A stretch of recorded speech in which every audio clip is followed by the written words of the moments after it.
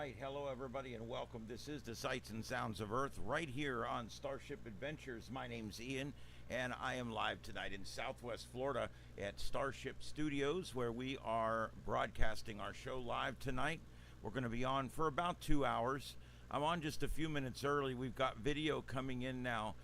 Much of this video is recorded earlier across the top, but I'm trying to bring you some shots from this flood. It has been incredible, absolutely devastating, and we're going to get into that in just a minute. I'm going to give people a few minutes to get in here.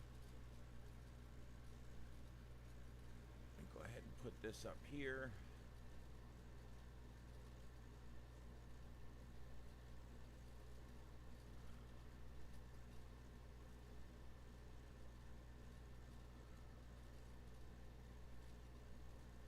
All right, I do have a scanner feed up.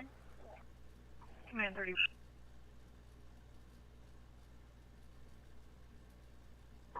Show this unit back at station, return from Comfort Rescue. This is from Kerr County. This is where the flood's going on in Texas, this scanner feed you're hearing. And that's Kendall Fire and Kerr Fire. I've got them both up.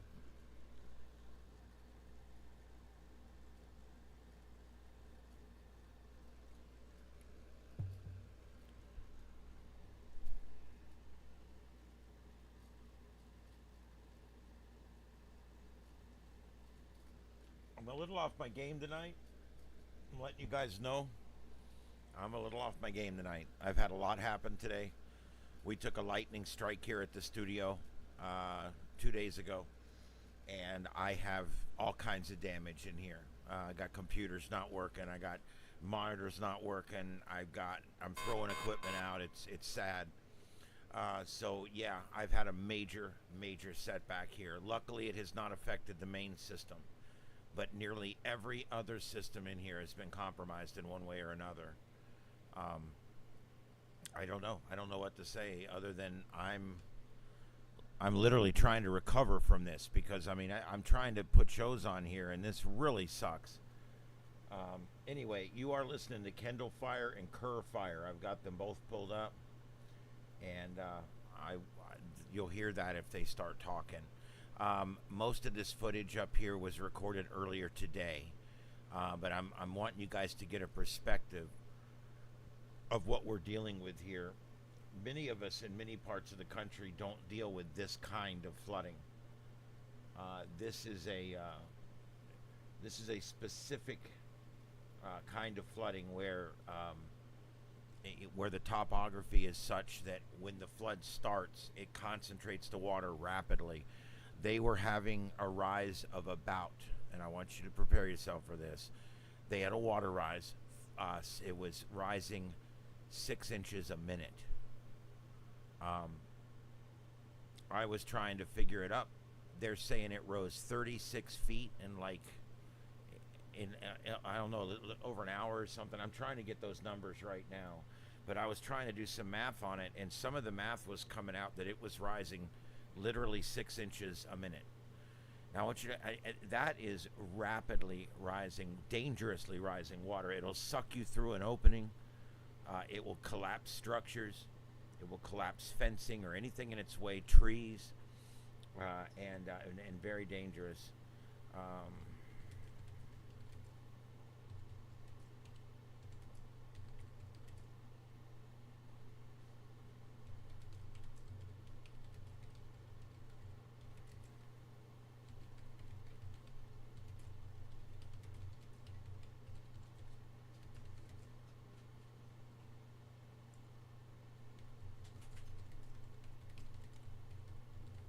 Okay, sorry about that. I can't type and talk at the same time. So I just go ahead and just be silent for a second while I type so I can get this out. Okay, we've got storm chasers. We've got the bottom guy there that's driving down the interstate. You can see him here. He is near Durham, and he is chasing the worst of this storm, and that is Tropical Storm Chantal. And you can see there's Chantal. If you're from the south, it's Chantal. If you're from the northeast, it's Chantal. If If you're from England, I guess it's Chantal. So it depends on where you're from. I think if you're out west, it's Chantal. Anyway, okay, that's funny. I don't care who you are. All right, so anyway, the other one I wanted to show you guys is Dr. Mark in Texas. What's up, buddy? 22 feet in 45 minutes. Yeah, if you think about that, 21 feet, if you multiply that by 2, that's 42. So it did 42 of those 6 inches in 45 minutes. So yeah, it's right at I'm sorry, my math is weird in my head, but the way I come out with it, it rose right at about 6 inches per minute. The other storms, look at this out here. We've out by Cheyenne and Denver. We've got a mess out here, and we've got our other 2 storm chasers out here. These guys got hail earlier. It looked like it snowed. It was beautiful. It was about 7:20. I'm like, man, I wish I was live. But they actually got this huge hailstorm, and it dropped about an inch deep hail. And so there you go. All right, let me get this information here so I can take a look at this. Let's take the latest information. The flooding occurred on July 4th, and it's still ongoing here 2 days later.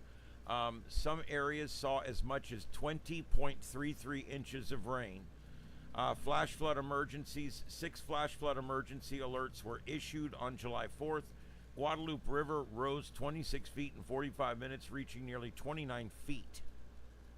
26 feet, 45 minutes. And of course, there's all sets of numbers. Everybody's coming up with different, they're slightly different, but it's all about the same numbers. Camp Mystic had a population of approximately 750 girls in attendance at the camp during the flood. Camp fatalities, at least 10 campers and 1 counselor remained missing. Dozens were killed. Total deaths, official count stands at 78. However, they are warning that it's definitely going to be 80 plus. Children's fatalities, at least 28 children have died so far.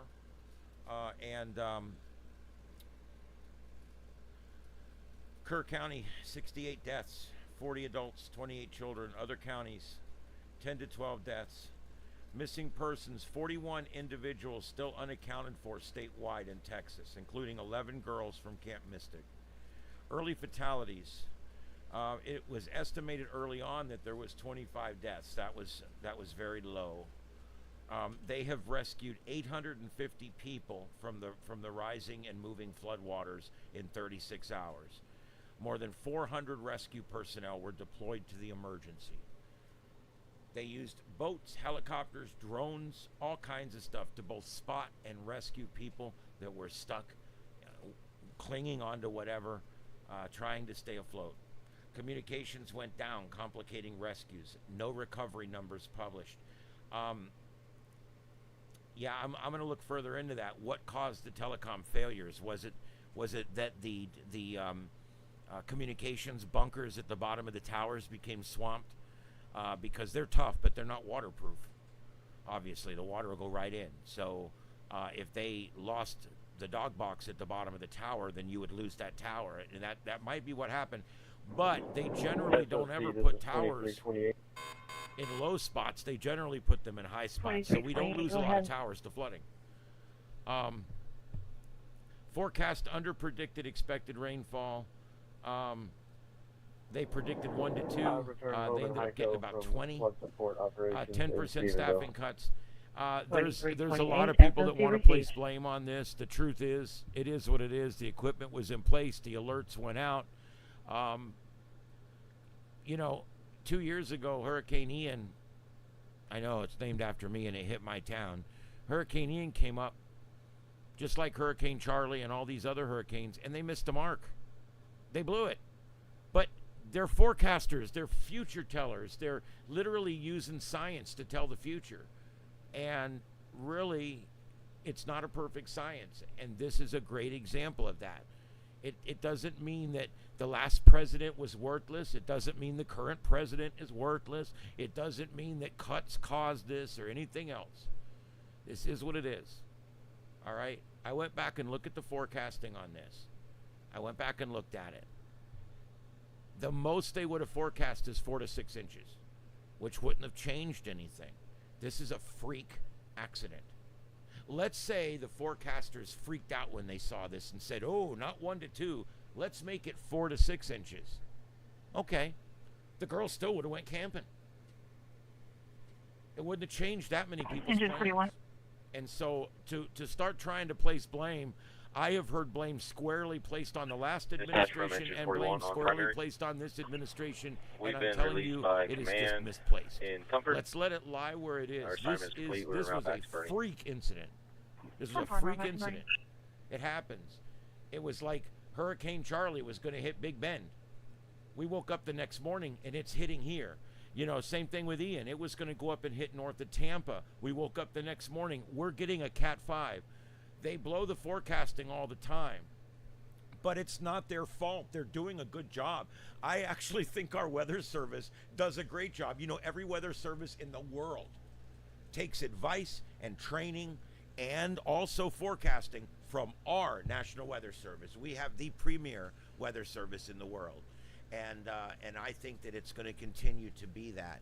I was happy to hear some of the politicians, including some of the cabinet, saying that they want to spend more money on upgrading radars. They want to spend more money on upgrading all this kind of stuff. And I agree with all that. There needs to be upgrades. We need newer technology. You know, there's a lot of really new technology available, but it's very expensive to deploy this. We need to get on it on a federal level, and I think the current administration is going to do some of that, I hope. Yeah, guys, I got to tell you, these events will continue over and over and over. This is what happens with these type of events.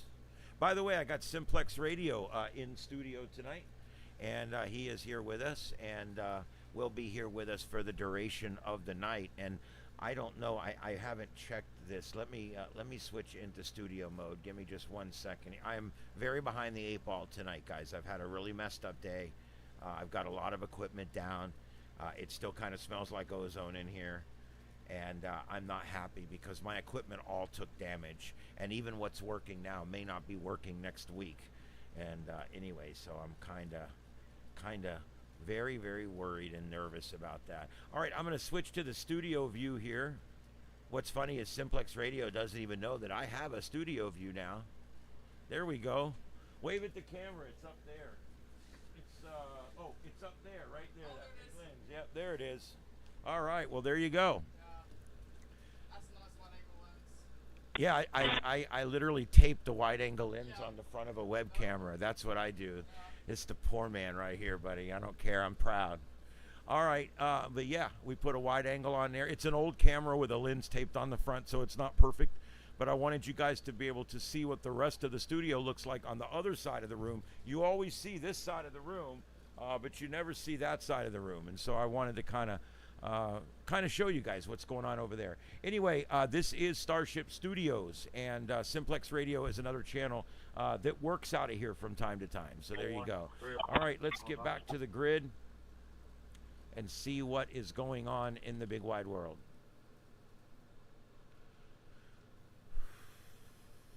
And you know, some places when it floods, like New Orleans, when it floods and it stays flooded for a week. It's terrible. Conversely, Texas, this part of Texas, because this happens out there every 20 years or so, when this happens in Texas, it comes up and it goes down just like that. And the good thing about that is a lot of times in a lot of, not in every area, because some areas it'll stay there for a while, but in most areas it'll come up 35 feet or so and then it will drop back down. It hopefully will allow people who have managed to survive the worst of it to hold on until help can get there. And they have in fact made a bunch of rescues out there. It hasn't been all bad news. They, I think, just recently found another one of the girls from the camp still alive. Children are resilient. They're tough. Old people like me, we're feeders. We just float, belly up. All right.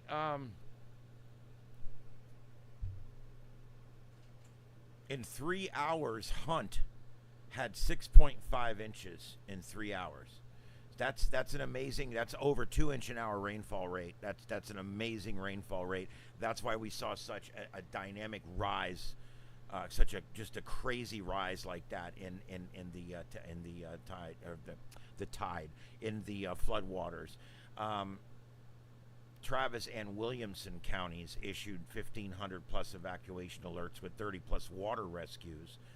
County disaster declarations currently in Kerr, Travis, Williamson, Burnett, Kendall, and Tom Green all declared emergencies earlier today. Continued watches, flash flood watches, remain into Tuesday for all saturated areas. National Weather Service forecast under predicted expected rainfall. We just talked about that. Let's see here. Dallas Cowboys and Houston, Texas each donated $500,000 plus NFL Foundation's total of $1.5 million. That's amazing. I love it when, I mean, we've got things like NFL out there and these big ass multi-billion-dollar sports corporations and things like that. This is where their philanthropy can really be helpful.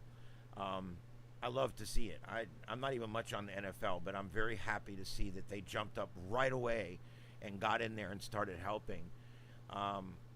That money ends up filtering through legitimate 501c3 nonprofits to make sure that it all gets to people that need it and it all gets to them in a form that they can use it. FEMA activated a major disaster declaration in Kerr County. That is bad. That's what you issue when basically it's a disaster area. The whole county is in some mode of disaster at this time in Kerr. Like I said, I do have Kerr County up right now, but we're not hearing a lot out of their scanner. They're probably on local working channels or something that we're not hearing. Groups like the Red Cross, the World Central Kitchen, Operation Barbecue Relief, and the Salvation Army have all been mobilized to feed victims of the flood. So there you go. That's what's going on there. That's the flooding. Sorry, guys, it's not as fun and upbeat as always, but we'll try to make it a good show here. We'll do what we can for these folks. We'll send our prayers, and we'll learn what they're going through. That's about the best we can do. I will say that every year, this is something a lot of people don't think about, but remember, I'm retired from emergency services, okay? I was a fire chief when I retired out, and I was also an auxiliary deputy sheriff, so I saw both sides of it. And the one thing I can tell you is that every disaster that ever happened to us while we were at the fire department, every flood, every tornado, every hurricane, my God, there was enough of those. Everything that ever happened to us while we were a firefighter made us better. It made us smarter for next time. And we would do what we call post-incident critique. I didn't care if it was a wreck with 4 injuries. We would come back. We would sit down. All right, what could we all have done a little bit different? What would have been better? Does anybody have any issues with this? What are y'all thinking in your brains? And that's called an after action incident debriefing. And you want to do that so that you can find out what was there that we could have done better or different at this emergency. And so that's kind of where they're at, and that's what we're doing. So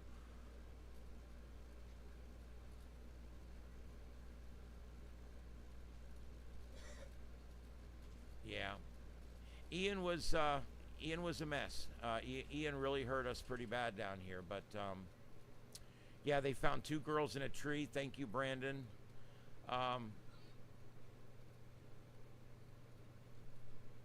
Hey, Victor, what's up, buddy? And Dean, thanks for being here. Dr. Mark, Carlotta, thank you for being here. Let's see. I do appreciate everybody coming in. I'm looking for unrest and protests and things like that, and we're getting inklings that they're going on. As a matter of fact, it seems like right now there almost seems to be something. There was some air travel earlier that was stunted because of it. The top 6 headlines we're looking at right now: Texas flooding, catastrophic flash flooding sweeps across central and southeast Texas.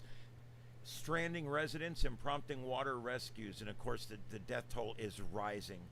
I think we're in the 70s now, and not good. Number 2, tropical storm Chantal. And for those of you in girl world, the storm wasn't as big as the other one. And civil unrest in major cities. Protests are up in Los Angeles, Chicago, and Atlanta following controversial law enforcement incidents. I haven't found anything live on those, but I will, and we'll go to them. Now, I have to work in the morning. I have to get up at 4 a.m. Eastern and go in and work a show that starts at 6 a.m. Eastern. So, and so what I'm going to do is I'm going to stay on till around 10 o'clock, and then I'm going to bow out. I normally would stay till 11 or 12 if there's news, but I literally have to sleep. I'm working doubles. I actually get up at 4 in the morning. I go in at 5, and I produce the show from 6 to 9. I'm out at 10, and then I'm back at 2, produce the show from 5 to 8, and then I'm back here with you guys at 8:30. And for the next week, there's no promises. I may miss a night next week. I'm just being honest with you guys. You guys are my family, and I'm just letting you know I may miss the show. I may miss a show or two next week. It's tough working doubles. What's the question, Dean?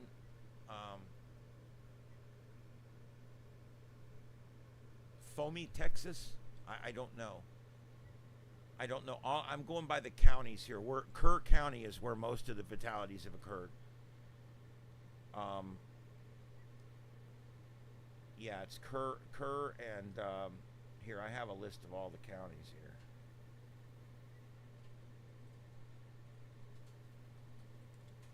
Yeah, it says Kerr County, Kerr, Kerr County has had 68 of the current reported deaths, 40 adults, 28 children, and other counties have reported 10 to 12. So it looks like the really bad part of it was in Kerr County. Hey, Red, what's up? We've been getting rain down here. You know, we've been getting rain, but nothing flooding. We've not had that. We've got a lot of standing water around town. I mean, we have had 3 or 4 inches of rain over the course of 3 days, but it's no big deal. The lightning hitting nearby and messing up a lot of my equipment is the biggest story. As I mentioned earlier, and I'll just briefly mention it again, we took a lightning hit here. It hit a pole nearby, and we took a overvolt, the power surge through the studio here. I've got 4 computers currently half service right now. I can't broadcast with them. 2 of the 3 ports have gone out for monitors, and I've also got other things that are completely out. I got 2 monitors that are dead. I got a security camera that's dead, and I'm literally making a list of damaged equipment, and I'm starting to stack all the shit that's going to go out to the road here, and it makes me want to cry. I hate when I lose my equipment to lightning. But yeah, we got a hell of a storm here, and it really took me out at the knees here at the studio. SOC 2501. At the time, 2501, go ahead. let's see, what's this? Well, anyway, at the time, I had 5 things broadcasting in here, so it really kind of sucked. 2030. Foamy is 22 miles east of Dallas. Yeah, and I was in here. I don't know what I had my hands on, but I don't think I was touching anything when it hit. One of the biggest dangers is, especially for radio operators, is when you're holding that 2-way mic, it's dangerous, because see, it just jerks out of your hand like that. But if you're holding the radio mic and lightning strikes your tower outside, it could kill you. Just the wires in this mic would transmit enough voltage that it could kill you. While I was a firefighter, my colleagues responded it was at my day off. My colleagues responded to a call in Lehigh Acres that these 2 children were playing Nintendo, and of course back then it was all wires. This was back in the 90s, and they're playing Nintendo Lightning Strikes, and they're both out like a light. It burned their hands. They were unconscious for hours. They had to spend a week in the hospital. It was touch and go. I mean, it was bad. I was at the station one time, or when I was working at the station early on. I could tell you one other lightning story real quick. I could tell you about 10 of them, but at the station, a guy named Casey was there working by himself. He's a friend of mine, and he was the lieutenant on duty there at the station at the time, and he was there by himself. It was one of those rare times where there was no volunteers in, and the daytime guy was gone getting parts or something, and it was just the 24-hour guy there, just the one guy. And I don't know what he was doing. He's got the phone we had like a 4-line trunk phone line system. He's got the phone in his hand, and he's leaning on the base radio with the other elbow while he's changing the channel on the TV. And the lightning struck. And the guy that was on the phone with him, I'm like, you couldn't have done anything better for the lightning. The guy that was on the phone with him heard him scream over the phone, heard a loud buzz, and then the phone was still connected, and he could hear him breathing. All he could hear was him breathing. He wouldn't answer the phone. So he jumps in his car. He's 10 minutes from the station. He puts on his lights. He's running for the station. They tone our station out, and they're like, the station was struck by lightning. We can't raise the operator there. Closest units respond to the station. I jump in my truck, and I back out. I'm flying to the station. I got my lights going and screaming and sirening on. And I was the second one to get there. EMS pulled up right behind me. He is unconscious in the kitchen. He's got the phone cord wrapped around his neck. He's got a burn mark on his hand or something. I forget exactly. This happened like in 1990. And he was hurting. I mean, he was a mess. They took him in and checked him out, and it was bad, but luckily he was okay, and it didn't kill him. But it fried the phone system, it fried the base radio, it fried the TV, it fried the cable box. And it fried the firefighter that was standing there with it.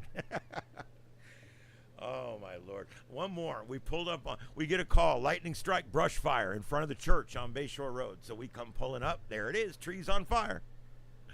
We're standing there. We hear lightning strike right behind the truck. Wham, wham, wham, wham. Like, Jesus, what the hell? We're out there. Okay, all right, it's letting up a little bit. Let's pull a hose and let's put out the fire. So we pull the booster line off, and we're squirting out the fire. And I'm standing there.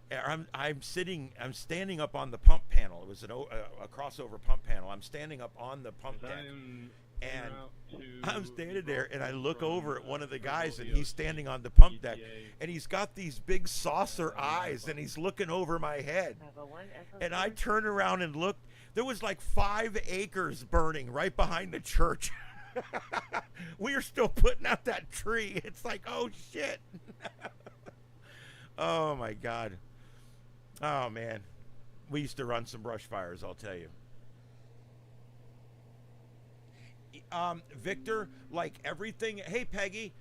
Victor, like everything else, if you insure for it, then insurance will cover it. If you've got to look in your homeowner's policy, a lot of them would put that on as a rider. Other ones, some kind of lightning might be included, but that's something you have to look at your policy, because to just say, well, I got homeowners, so it should cover my whole studio here if I get struck by. No, it doesn't work that way. Nor do I have homeowners insurance. I really don't believe in insurance. I've never. I was a firefighter for 17 years.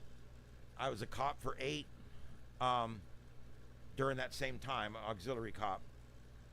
And in all my years in public safety, I've never seen people be made whole by their insurance company.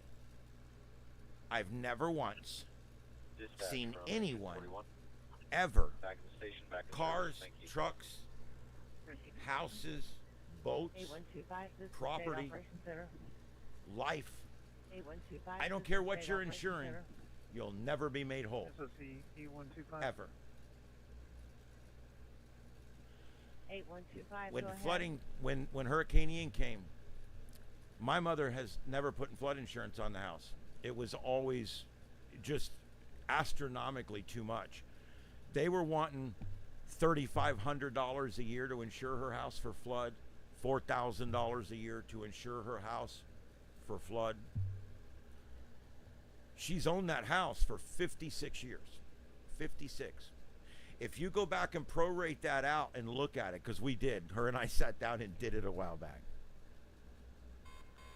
Had you went back and looked at the way that worked, okay, say the first year was only $300, and then you prorate that all the way out to the last year, which was $4,000 or whatever, okay?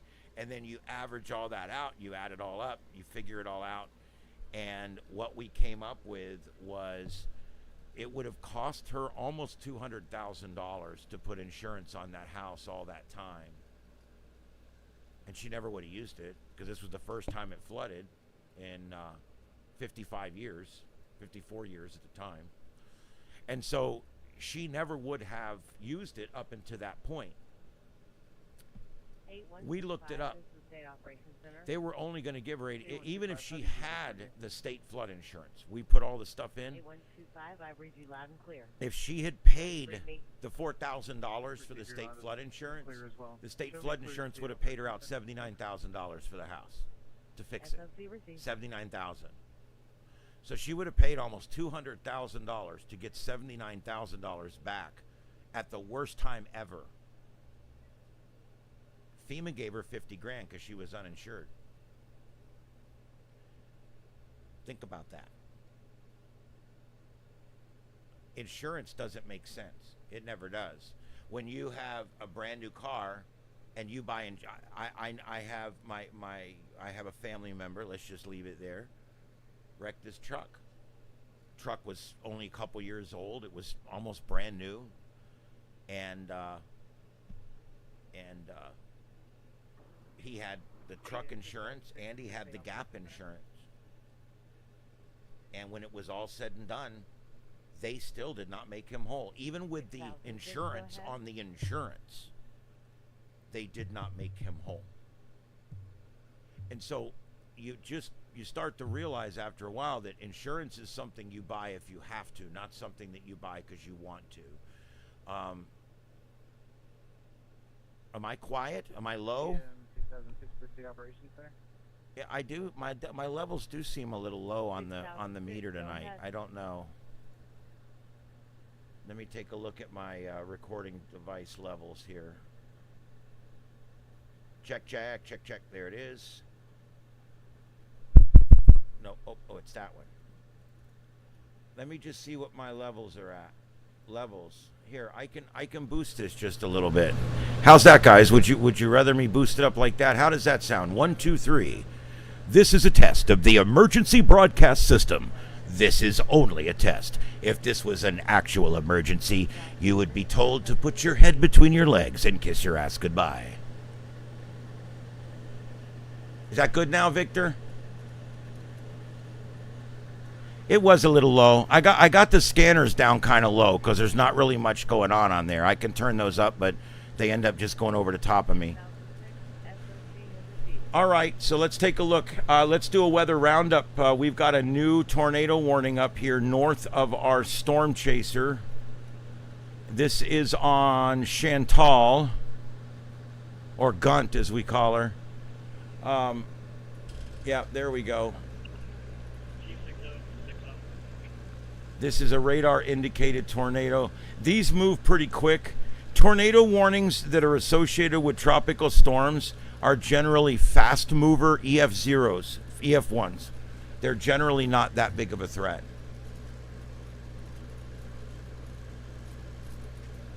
It's kind of a touch and go. It'll come down and touch and take a few roofs off, and that's it. It's not like those ones out that sometimes they get out there. Out west here where they really get the bad ones. Now we've got 2 storm chasers out here, but it looks like one of them's gone offline. So I'm going to take him out. We'll watch for him to pop back up. We are northeast of Denver, east of Cheyenne. And we do have that tornado warning there, and that's the only tornado warning currently in the United States. Let's take a quick peek down here and just take a look in Texas.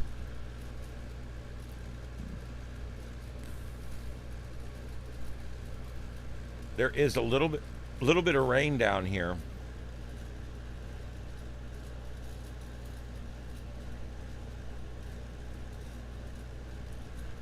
This is what, where's this floods? Northwest of Austin, right?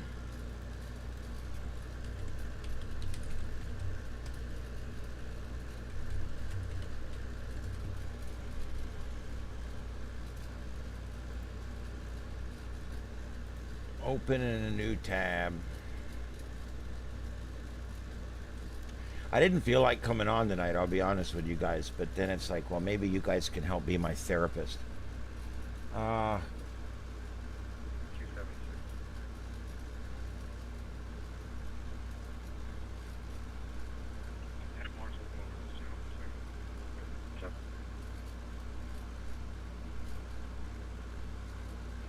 I don't know where it's at.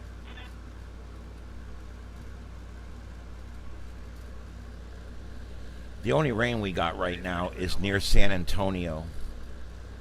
And there's like a line down here over Austin and San Antonio, and it seems to be kind of settling to the south, and it seems to be also weakening. So hopefully that will not exacerbate an already messed up situation out there in Austin.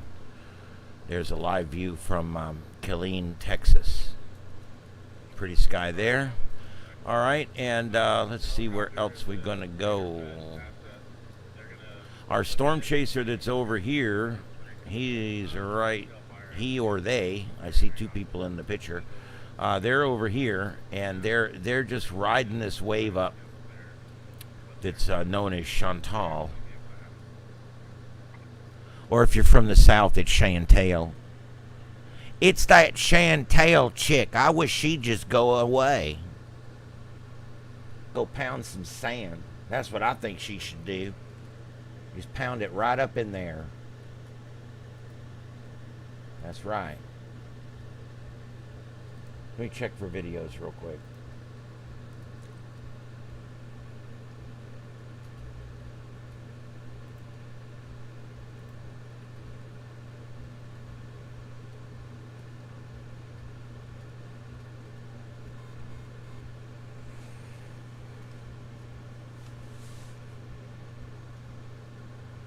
I do like when I see myself come back on the search, because at least I know that we're getting out. That sometimes I'll go up to 100 viewers just like that, and other times like tonight it just kind of hangs around. Hey Danny, hey Steve, what's up, man? Hey Aquarius, welcome in everybody. Richie Vegas, what's up? Thank you, thank you. I'm hoping, yeah, I turned it up just a wee bit. I put the booster up just a little bit. Let me see what we got going on. There is a, yeah, there's a live shot, bunch of live shots out of the Middle East, but I don't see really anything going on there right now. Where's this guy storm chasing? He's in Nebraska.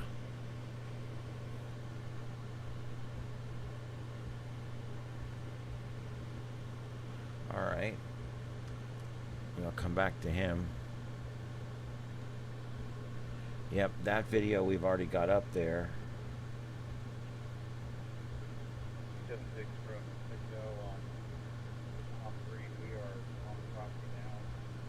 Dad's Gone Live is heading to Kerrville, Tennessee. He's got 533 people watching. I love some of these very organic YouTube channels. I don't know. I mean, I try to put on the whole professional thing here. But I also have an appreciation, like a bit of an affinity for the guy that just grabs his phone and gets in his truck and just drives across the state to go live for you. You know, I like the spontaneousness, and I like the organic nature of it. I think it's so good. That's funny. Yeah, I don't know if you saw, Peggy, but the gun hit North Carolina this afternoon. But it looks like everybody's going to be okay.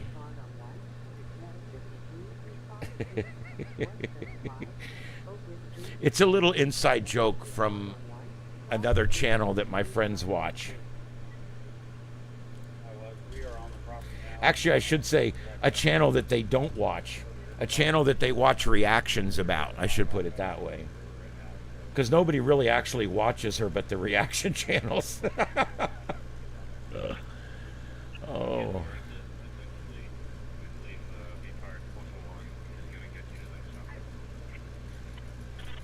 Oh, let me see.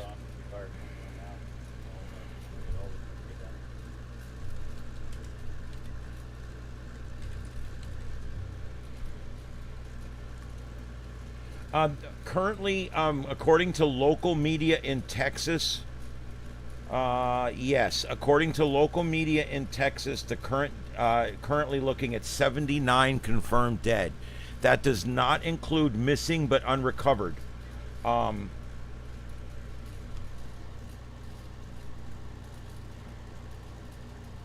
There is still 10 girls and 1 counselor missing from the Christian summer camp. 28 of the dead have remained unidentified. So there's a chance some of the numbers, the number of dead won't drop, but the number of missing may drop. I know that sounds crazy, but in these situations, I've dealt with these things. In these situations, what happens is you'll have people on the dead list and you'll have people on the missing list, but you have to identify the dead people before you can figure out who's still on the missing list. We've got 11, 12 people on a missing list over here. Well, they recovered a bunch of people over here, but we don't know who they are yet. That sucks, but that's where they're at right now.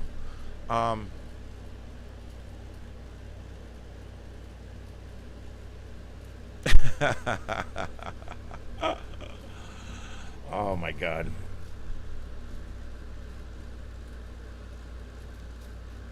All right, as of 7:13 local time, which is just a few minutes ago, at least 70 lives have been lost. Many more are unaccounted for, and countless Texans are hurting inside and out.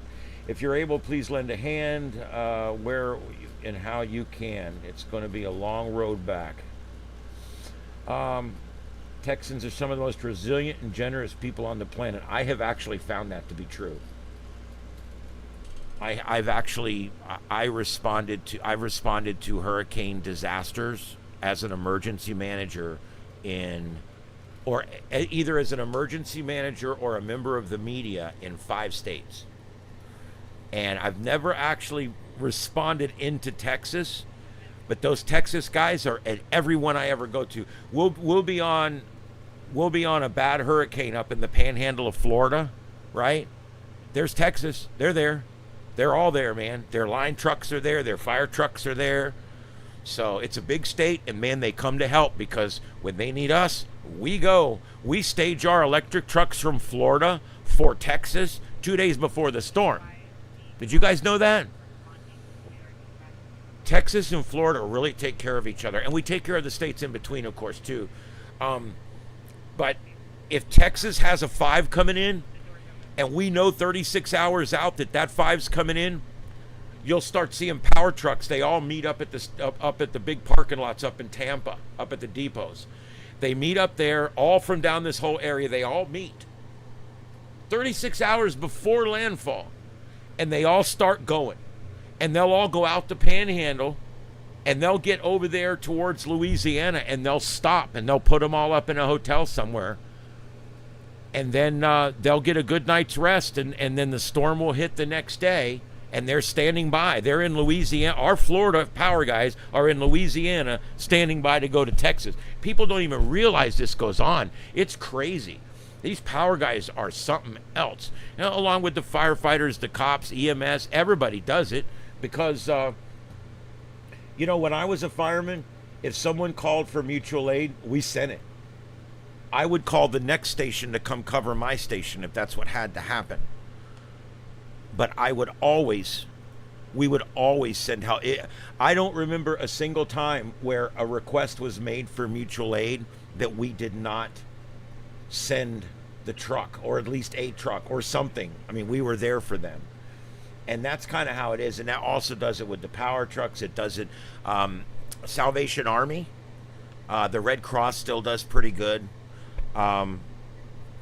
a lot of these other organizations. There's a lot of other ones. I'll tell you another one. Samaritan's Purse is a great organization that is already on the way or at Texas right now. Doctors Without Borders will probably be there. There's a bunch of these groups. And I'll tell you, without these groups, the locals don't have a chance. It's these groups that really do it for them. And that's amazing. I don't know if this video...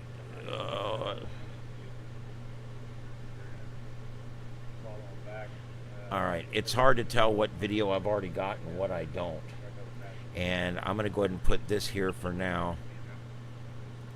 And then I'm going to go look and see if I can find protest video, because there's supposedly protests going on. The protests have been, mild, which is actually a good thing. So...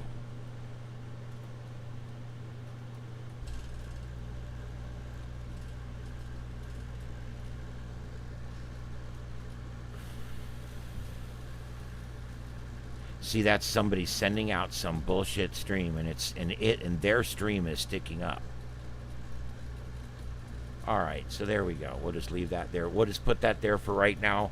Look at that. There's a house. Is that in the middle of the road? There's a house in the middle of the road. We saw that a lot in Mobile, Alabama. There was a whole neighborhood, and all the houses had pushed into each other and moved out into the highway. And we were literally driving around houses to go down the road. It was incredible. That was after Katrina. Look, I went to Mobile after Katrina, and I took pictures of all those casino barges. They had entire casino barges that were anchored up 10 miles offshore or whatever. And when the storm was over, the casino barge was sitting 3 or 4 blocks inland on top of something. And they had to come and put fences around these casino barges, because now these casino barges with all this damaged but yet still expensive equipment are just literally sitting half in the road and half in this parking lot and up on the edge of this building. And there was a bunch of those. There was 3 or 4 or 5 of those big barges up there. I couldn't believe it. I don't know. It's crazy.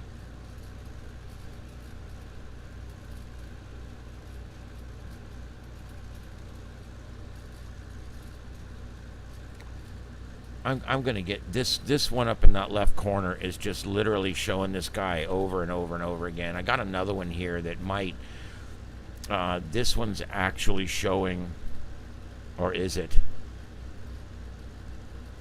Oh, did I load it on the wrong one? I've got to police this thing up. I've got so many links and stuff here. Yeah, see, there we go. This is a politically biased news source, but that's all right. We'll just cut that out. What ends up happening is like I said, the left's blaming the right's blaming the left, and the truth is floods are not political. Had they warned people it was going to be 6 inches instead of 4 inches or 2 inches, it wouldn't have made a bit of difference. It was 20 inches. They never would have forecast for 20 inches. I went back and looked at the forecasting. It didn't look like it was going to be more than 4 to 6 inches. I mean, what are you going to do? Yeah, I know, Peggy. And you guys were literally 2 states away. Yeah. I mean, you had it hit Louisiana, and then you had Mississippi and Alabama, and there was damage all the way over into the panhandle of Florida. That was a humongous storm.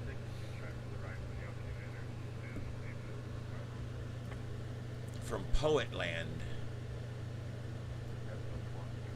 I am not familiar with Poetland. Let me see if I can find anything with that.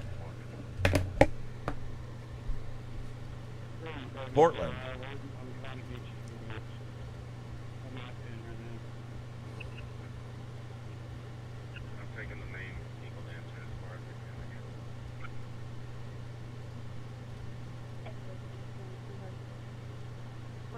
Nope, there's a bunch of live feeds that come up. A lot of them are news, but there's nothing going on. It's just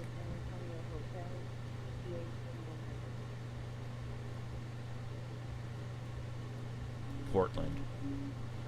I don't know. Let me try it again.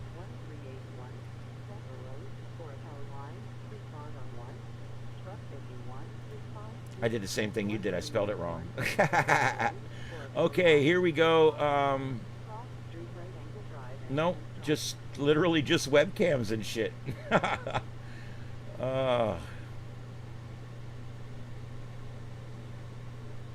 Portland, Oregon. Yeah, I know. After I read, I'm like, Portland, what's that? And then oh, that's Portland. Okay, so yeah, I don't see anything there. Let me look for any protests anywhere. Of course, there's all your usual suspects showing video from 3 weeks ago. This, okay, Times Now is showing the video from Home Depot on day 2 of the original riots from 3 weeks ago. And he's replaying 3-week-old video and calling it live. LA riots, live. U.S. Marines fire live ammunition at anti-ICE rioters amid heavy clashes. U.S. News. It's all a lie. Live rounds were never fired at anybody, ever, ever, ever, at any of these protests in LA or anywhere in this country for that matter. I'm not aware of any live rounds. They're now showing another one. This is one of the ones where they lit a fire in the middle of the street. That was from a week ago, like 2 weeks ago.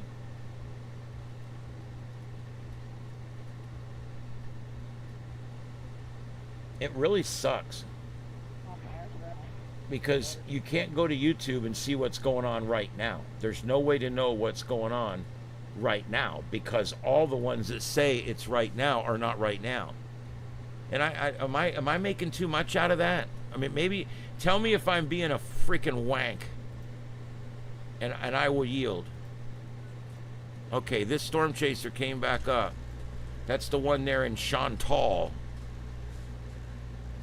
Boy, that's a colorful shot.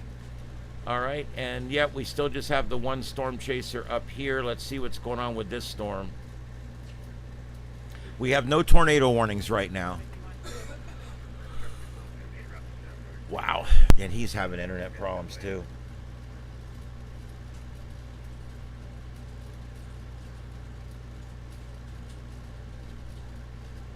It sucks. We'll be 12 days into a ceasefire, and they're still showing pictures of missiles hitting Tel Aviv, saying live now, attack on Tel Aviv, missiles falling from the sky.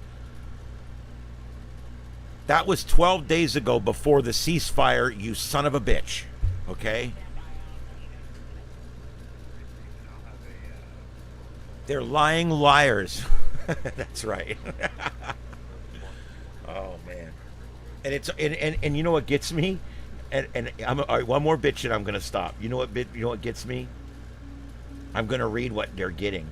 190 viewers, 233 current viewers, 60 viewers, 69 viewers, 659 viewers, 33 viewers, 190 viewers, 63 viewers, 58 viewers, 35 viewers, and I have 27, and I'm doing live commentary and live content.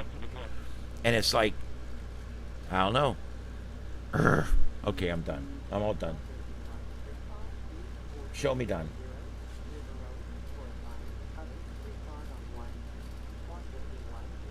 I put up a neat post about a comet that fell into the sun.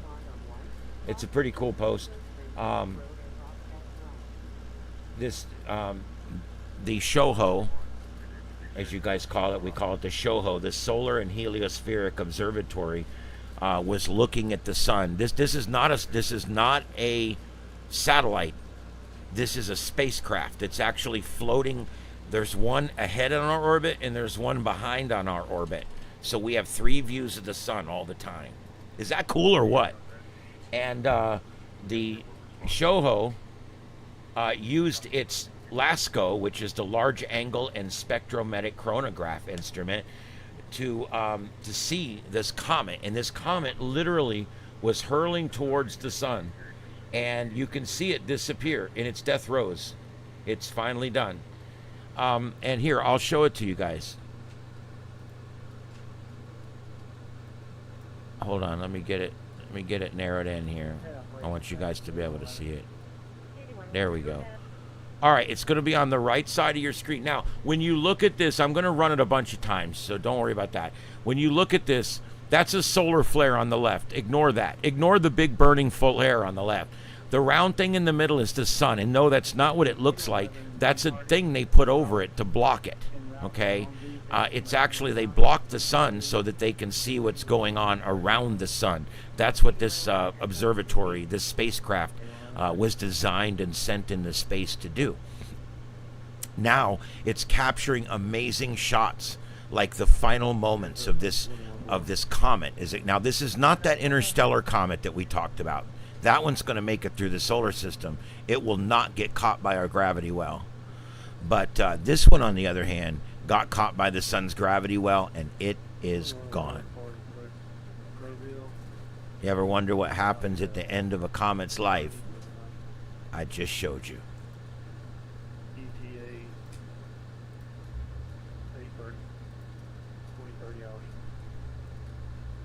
I thought that was pretty damn cool. Okay, so, and I got a whole article in there that explains the whole thing if you want to go see it.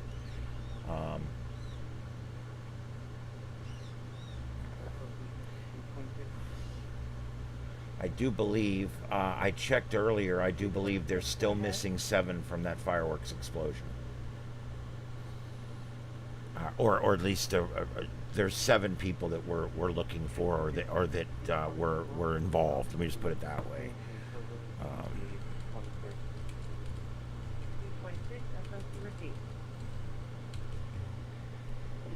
Yeah, still 7. They have all 7 been recovered.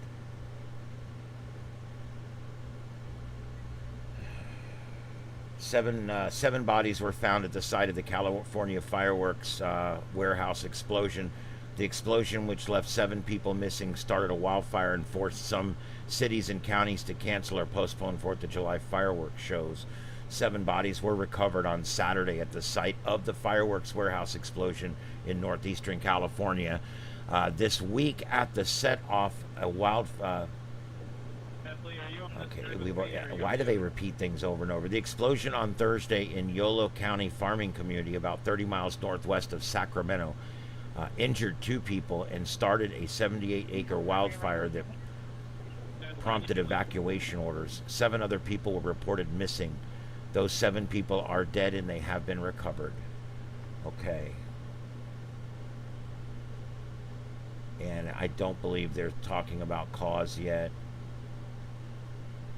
3 of the 7 missing people were brothers who worked at the warehouse together.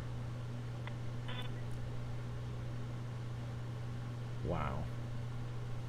This was kind of like the fireworks version of Saving Private Ryan. Sorry if that was too much of a joke on something like that, but there you go. That's how my mind thinks. I went back and rewatched Saving Private Ryan. Someone mentioned it at work, that was literally the best war movie that was ever made. And I went and looked it up. I went and looked up all about the movie. I watched a few things on the movie. I read a couple articles on the movie. And you know what? It is the best war movie I think that was ever made. All around best war movie ever made. If you can't watch that movie because it's too much, good. Maybe we'll never have to do that again. But I'm telling you something. That movie is the real deal. We should all watch that movie one time, because that movie shows you what war's really like. I felt it. Oh my God. I went back and I put it on, and I put the headphones on, and I sat here and I watched it with the headphones, because I like to really hear it. And that is just a great movie. Yeah, Tom Hanks, one of the best actors of all time. Kind of a shit, though. Whatever. That's all I'm going to say about that. I do love the guy, though. Look, all the way back to, like, Money Pit and some of his earlier movies, Big. I mean, there was some really good movies early on for him. And then, of course, Forrest Gump. Top 10 movies of all time. I mean, come on. And now you know, Saving Private Ryan easily the number one war flick, for sure the number one World War II flick of all time. And so just really, really a good movie. Apocalypse Now is amazing. But you have to remember, Apocalypse Now was written well, shot well, acted well, yes. But it was also 50 years ago or 40 years ago or something. We have the way they were able to make Private Ryan, which was still 20-something, 21 years ago or whatever. We had come a long way in filmmaking. And man, that was crazy real. Holy shit. Anyway, I just wanted to mention that. I thought it was really cool. So, let me look again for videos here.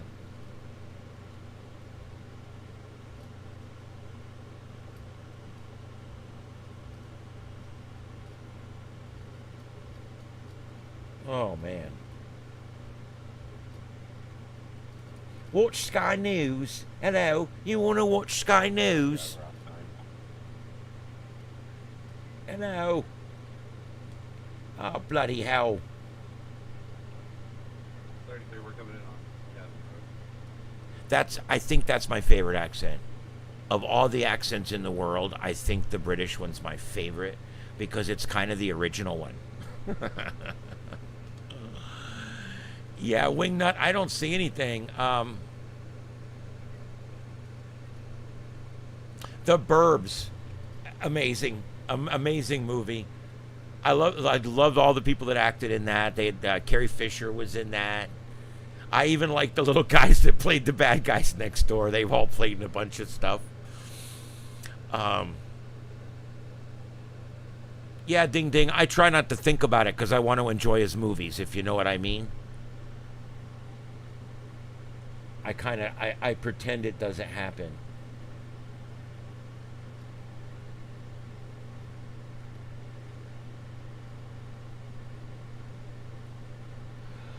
Oh, look at all the people that say they're live and they're not live. I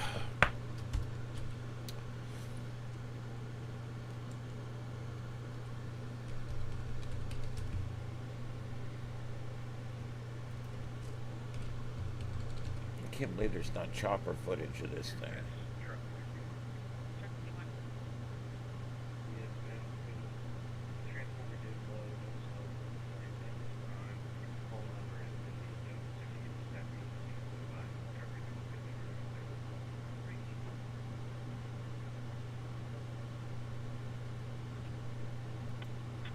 Oh, let's watch this. I'm going to see what this looks like. Stand by. Hey, you guys. Stand by. Know what I mean? I hate you guys. Oh, wow. Yeah, let's watch this. All right, stand by. I'm going to take this. This is a time-lapse. A time-lapse of the flooding. Here we go. Watch. See the people down there? Watch it come in.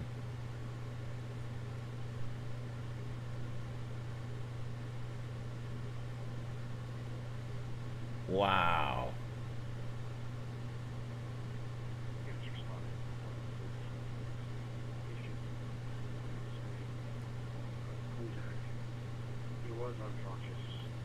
That's something else.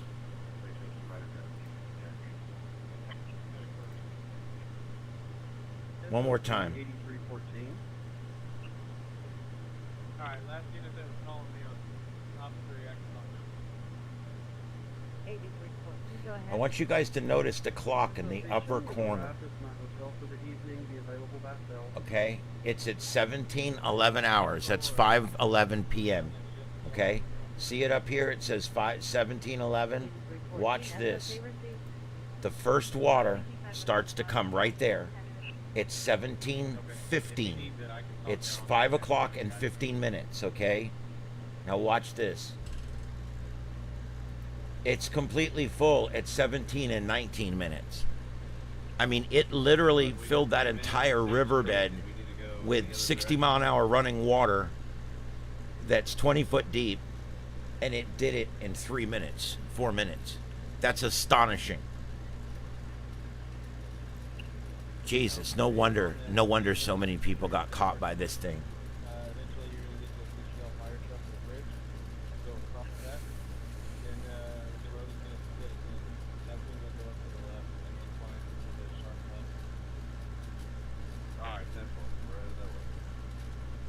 Oh, and the Democrats are blaming the Republicans, and the Republicans are blaming the Democrat, and there's currently a warrant out for Mother Nature.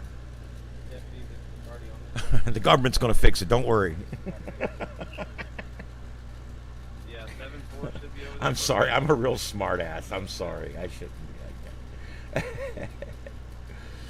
Oh God. Let me see what they're going to show here, or if they're just going to go to some anchor.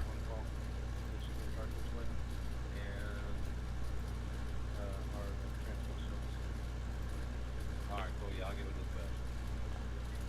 JQ1, I'm clear on that traffic. Somebody will just send me their coordinates. I'll give Evan. All right. Let me look in the chat room and see what's going on. Yes, ma'am, that's quick. For now, you're actually going to the Eagle Damage Drive. Well, and I'm going to tell you one of my favorite. I'm going to tell you one of my favorite Tom Hanks movies, and you're going to say, "Oh, I don't remember that movie." Guess what? Yeah, Tom Hanks. He did a movie called Greyhound. I'll drop you a pin. Not what you think. Go ahead.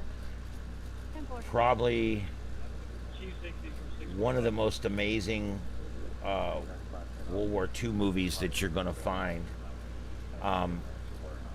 Not quite Saving Private Ryan, but this was an amazing movie about a captain of a destroyer.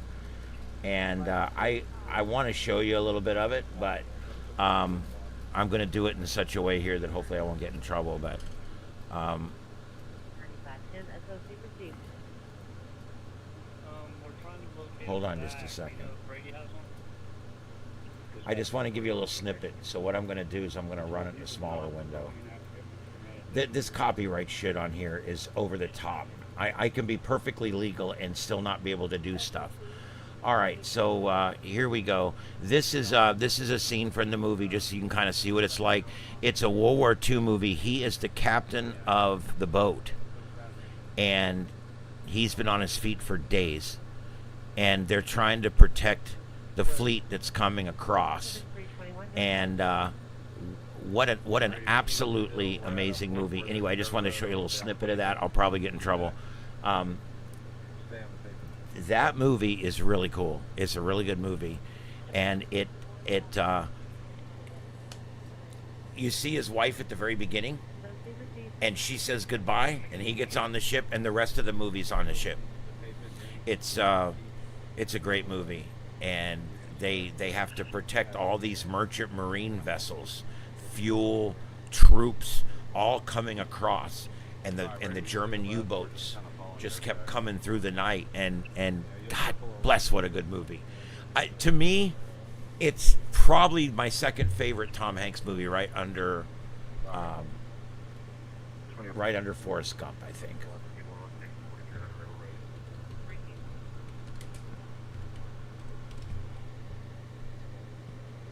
It was made in 2020, so it's a fairly new movie. And I'll tell you what I'm going to do, because this is what I can do. I'll put the IMBD link in for you. You can watch it on a number of different services right now. And if you go to a third-party search engine, you can probably find a way to watch it for free. But, man, what a deal. What an absolute deal. Anyway, let's reset here. My name's Ian. This is Starship Studios. Starship Adventures is the channel, and we are live for the sights and sounds of Earth right here, and we're watching what's going on all over the place. We've got 2 storm chasers out here. We've got a bunch of other stuff going on, and so I'll get you back to the grid here right now. There we go, and here's what's going on. Look at the flooding. Upper right, that is flooding in an urban area there. These are all... That is live on the upper right. That is live. The other 3 are earlier today, and we're watching all that. The 2 lower on the lower left, those 2 are live. One of them, the bottom one, is in the tropical storm over Chantal. The other one is out here near Colorado on this storm system out here that we're looking at. And he is, where's he at? Where'd he go? There he is. He's right there. Left of Chappelle, near Cheyenne. He's east of Cheyenne. And so he's out there standing by in case one of these storms starts to produce a tornado. And the other guy is over here, and he is watching the remnants of what was Tropical Storm Chantal. It made landfall this morning in South Carolina, and is now moving through North Carolina on its way through Virginia and back into the Atlantic Ocean once again.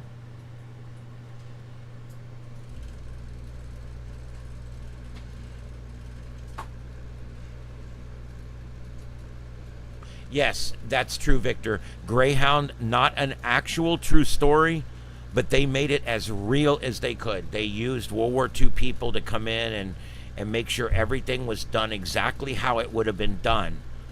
But the story itself was fiction, which is fine. John Candy, yeah, he was fun. What a fun guy. 45, go ahead. Yeah. Yeah, Light, I've been working on this for 5 years. We bought this shed. It was basically just a big structure that they bring in, and we set it up on the property. And then I came in and completely built out the counters all the way around. And here, I'll put it back on for just a second. You can see here that it starts over here at the door, and it goes all the way around, all the way over there. Whoop, I almost knocked my light over. All the way over there to the door again. So literally the counter starts at the door and it ends at the door. And the counter is only 2 foot deep. It's not unusually deep, and it's set the right height. I did all the research. I set all this up, and we got racks up here that we've got equipment in so that it's up out of the way. We've got, if you look up underneath that console, if you move my light up underneath that console where Simplex Radio is sitting, you can see lights under there. That's actually all the Broadcastify feeds that are under there that are going out. And there's just there's a lot of different things here that I do. This studio, up until the lightning strike 2 days ago, I had the ability of putting out 8 simultaneous YouTube live streams, and I was putting out 4 simultaneous Broadcastify audio streams on Police Scanner as well. So that was all going out constantly. Now, when the lightning hit, I had 5 or 6 streams live at that moment, and they are gone. And right now, I can't even. I've got a couple I could probably get back up, but they're having problems. And so it's going to be with me working doubles this week. I'm working doubles. There's just no way I'm going to get anything done this week. So we're just going to have to bear with it here for a week, and we'll get everything back up by next weekend. But it is what it is.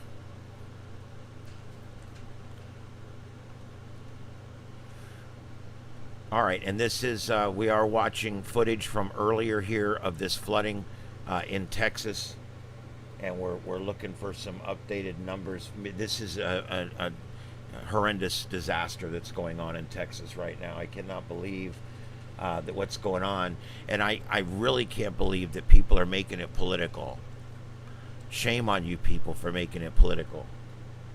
I mean, I've literally, in another chat room, thank God not mine, although I would allow it, in this chat room, in these other chat rooms, I'm seeing this is Joe Biden's fault, and then the next one, this is Donald Trump's fault. And I'm thinking, wow, how? They're using all the same equipment they had under Joe Biden, right? And the people that actually send out the emergencies, there's been no cuts to the manpower in those departments. So it's basically just, we're going to call it that. Because we don't like Trump, we're going to say it's Trump's fault because he cut the budget. If we don't like Biden, we're going to say it's Biden's fault because he was the president the last 4 years and did nothing to update the towers, nothing to update the technology. Just stop. If you're going to do anything, go arrest Mother Nature. Wingnut, I'm getting up at 4 a.m. I got to be there at about 5:20. I got to let the host in.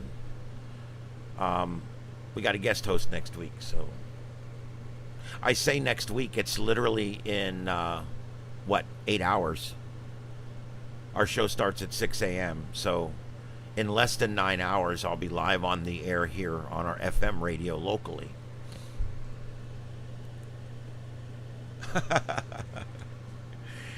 It's both their faults for nothing. I mean, it's just let's just literally take a breath, quit trying to blame everybody.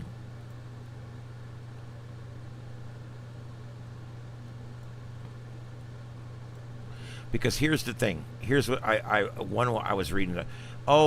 This is Trump's fault because he cut the budget. This is Trump's fault because, and I'm like, wait a minute. So you're saying that they issued a rain forecast of 2 inches? That's what happened. I went and looked at the forecasting. I thought 2 to 4 inches was valid. It seemed it would have been valid if I would have seen it before it happened. That would have been valid. I did not see 20 inches of rain. There was nothing in the forecasting. There was nothing in any of the modeling. I went back and ran 5 models after the flood. I went back and ran the models from before the flood. You can go back in time. I went back to 2 days before the flood, and I ran all of the models, right? And guess what? They were all predicting 2 to 4 inches of rain. That's it. Now, so you can blame Trump or Biden because the models were bad, but I got news for you. 2 or 3 of the 6 models I looked at are overseas models. One's in Europe, one's in Canada. So, I mean, this is not a political thing.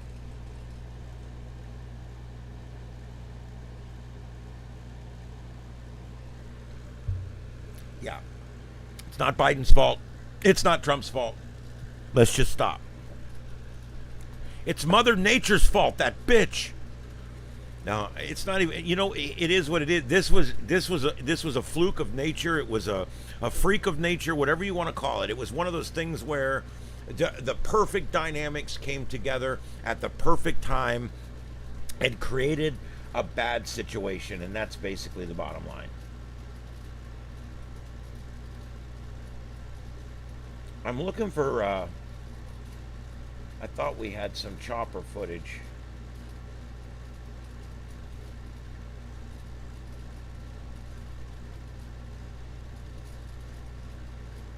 Nope.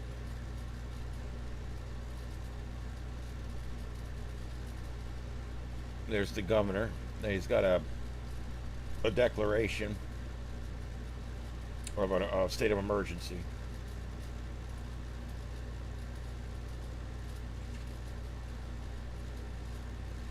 These news stations have got to where they don't like to put their chopper footage up until they show it on the air. I know that's crazy, but they do it because they don't want everybody scraping it before they get a chance to show it themselves.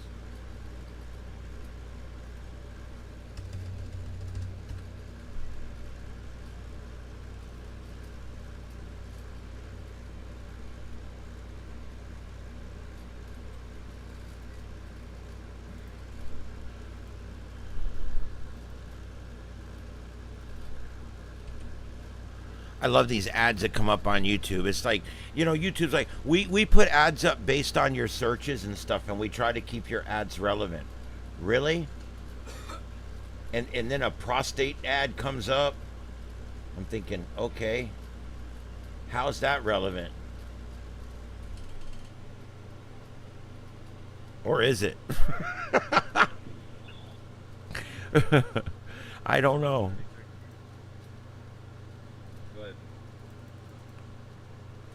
What happened here? Are you coming to us, or am I bringing it to you? Load up, come on. Primary's walking on you. Try again.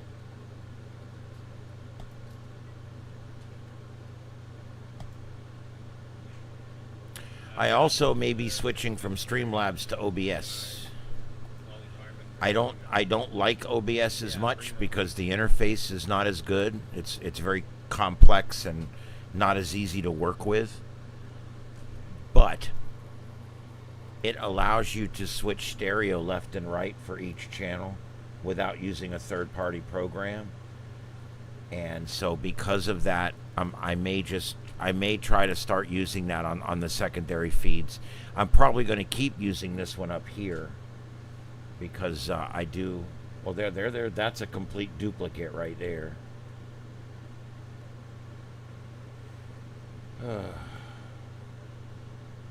Hook Global. It's all bullshit.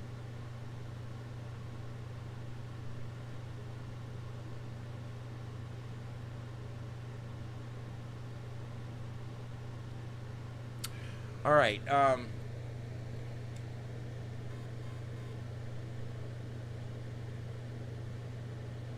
Yeah, I was just kidding, Mother Earth. Don't take offense and strike my shack again and blow my stuff up. Um,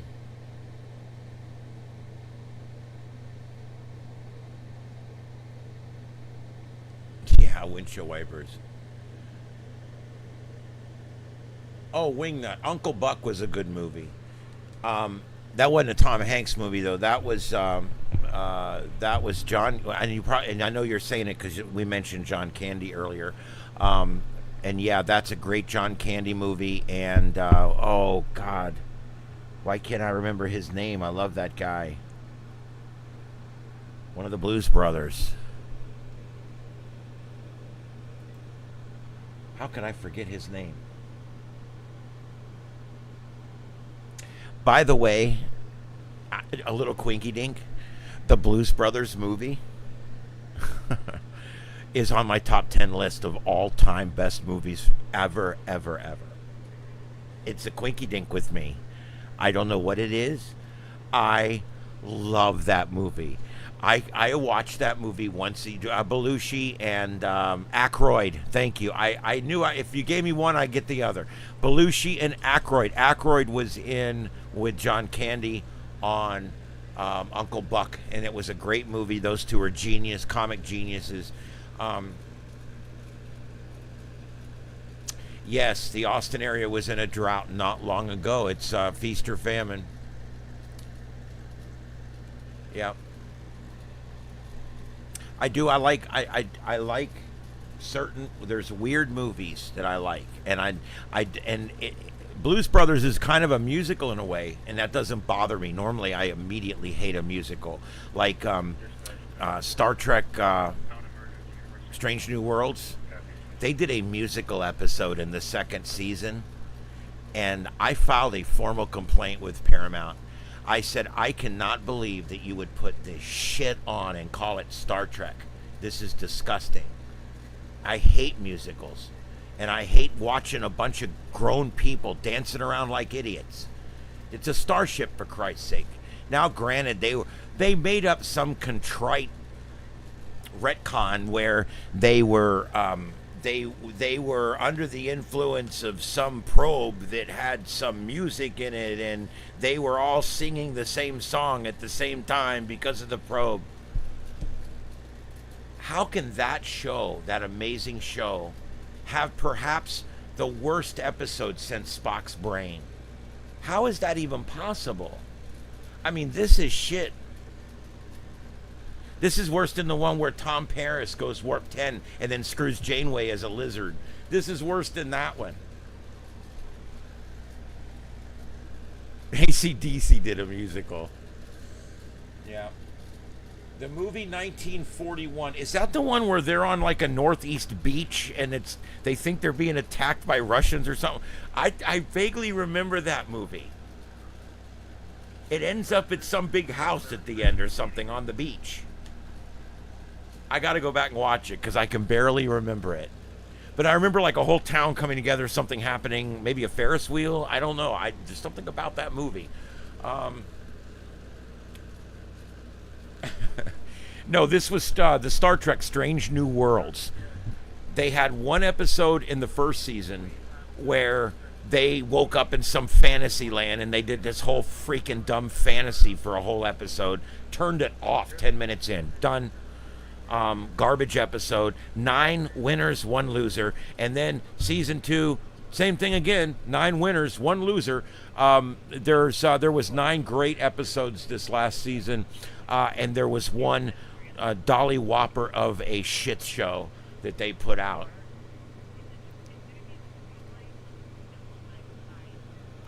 Oh, AC/DC, Who Made Who? We mentioned that a night or two ago. Love that movie. That is on my top 25 or 30 list. It's a great, great, great movie. It's an older movie if you're into late 70s, early 80s, you know, like crazy sci-fi movies. And the entire soundtrack is AC/DC.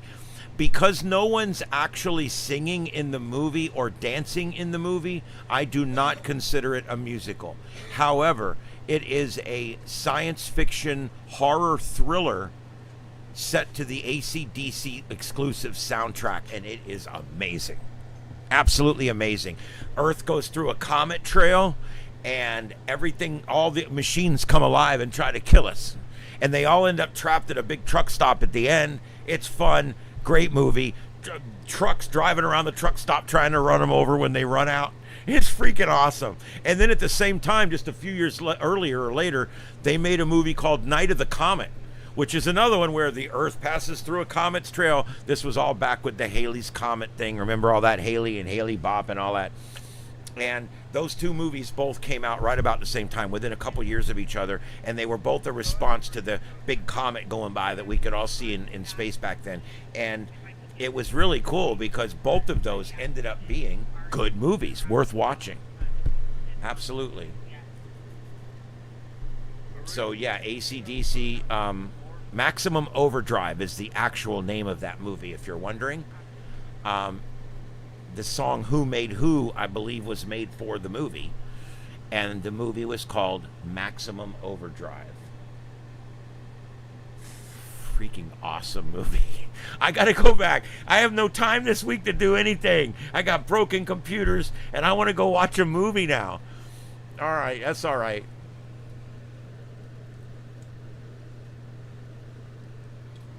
Yeah. Estevez, yeah, he was in, I think he was in that.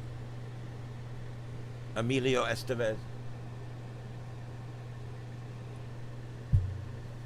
Steve, you're right. Not Night of the Comet.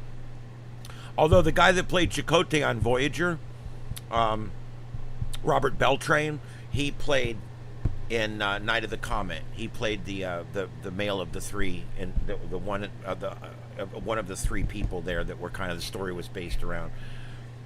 They end up in an automated radio station at one point, which I thought was really cool at the time. And they had the reel-to-reels, and the song would end, and then that reel would stop, and then the next set of reels would start spinning, and it would play the commercial. I'm like, wow, they haven't done it that way in a long time.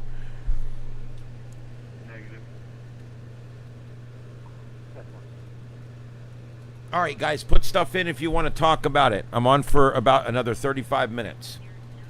I have to cut it in time certain tonight because I have to try to get 3 or 4 hours of sleep.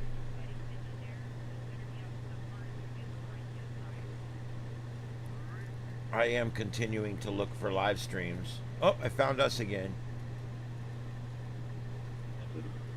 Let's see if we've got any other storm chasers that have come up. Let's check this out here. Still no tornado warnings on any of this. Still just the 2 storm chasers out right now. I don't even have a camera in front of any of these storms really right now, unfortunately. I call that a cotton ball sky. That over here on the center left. I call that a cotton ball sky.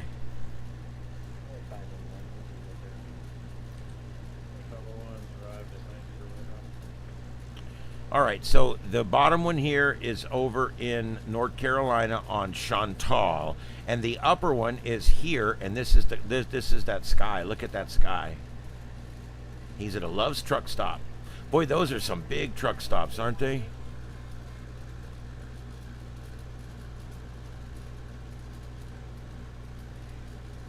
A lot of them have like a whole trucker area back there. They got showers, they got all kinds of stuff back there. They got a lounge with a bunch of big lazy boys and big TVs you can watch. And I mean, I think it's pretty nice. You know, there was a time when I retired from the fire service. My back was pretty bad, but I wanted to give over-the-road trucking a try because I wanted to see the country. I was only going to do it for 2 or 3 years. I just wanted to go see the country. I wanted to drive back and forth coast to coast. And I never did it. I don't know. my back hurts too bad when I drive so many hours, and I was really, I don't know. I was always afraid that I would go through all the time and everything to do it, and then my back would prohibit me from making a career out of it. So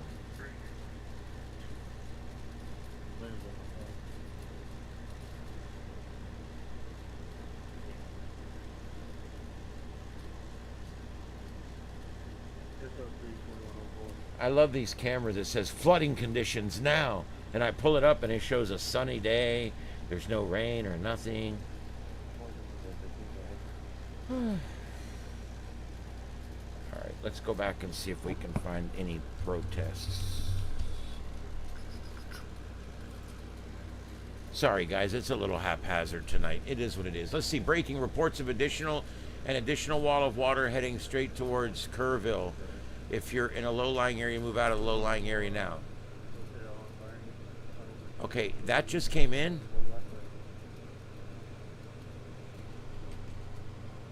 I thought all this was pretty much over with as far as new stuff happening here. Okay, the only place I see that is on Facebook. On the Donald Trump for President website.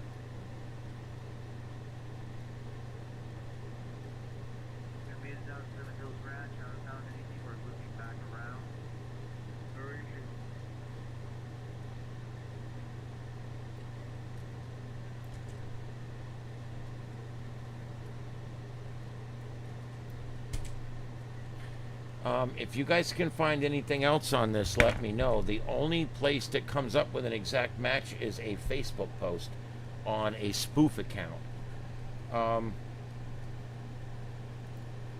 It was posted 2 hours ago on the Donald Trump for President post. It says, breaking report of an additional wall of water heading straight for Kerrville. See more.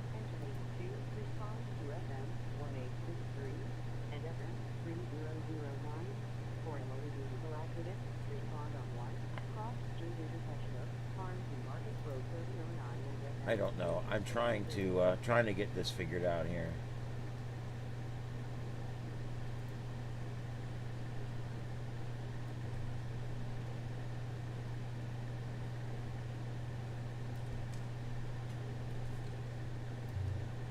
All right, I'm limiting my search.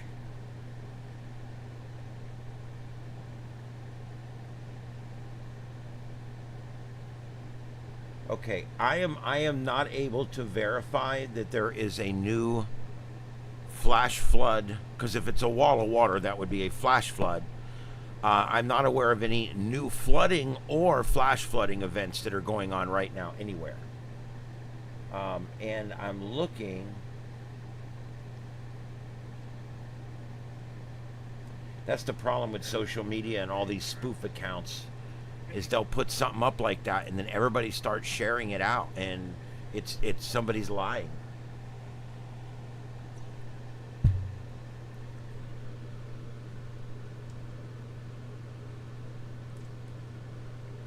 We made a second pass and I'm still unable to locate any vehicle.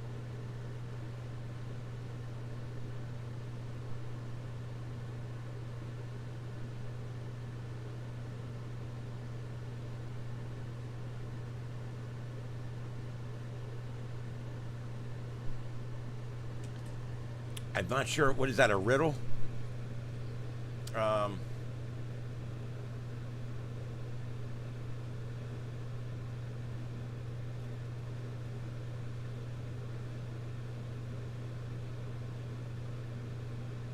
Yeah, that's what I'm showing.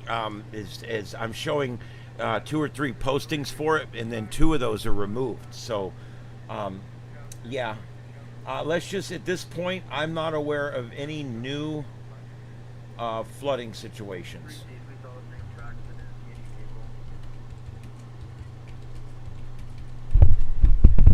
I'm actually going to go right into the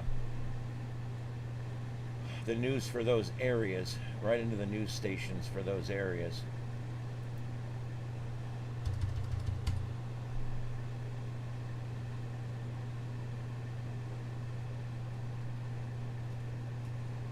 NBC News now reporting 80 dead.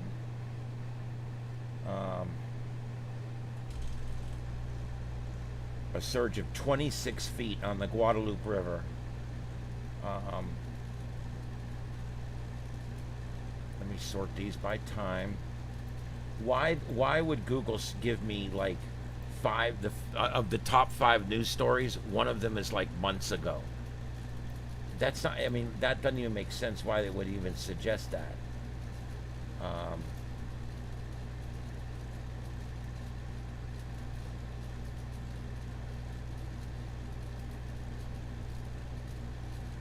Sort by date.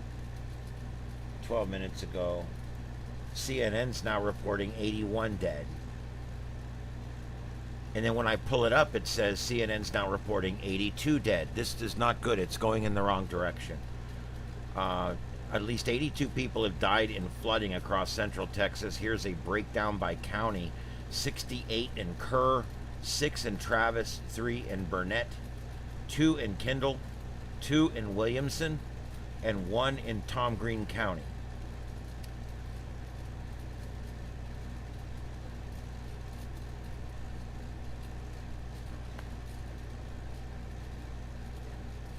More heavy rain is expected in Texas as flash flooding death toll climbs to 82. Here's the latest.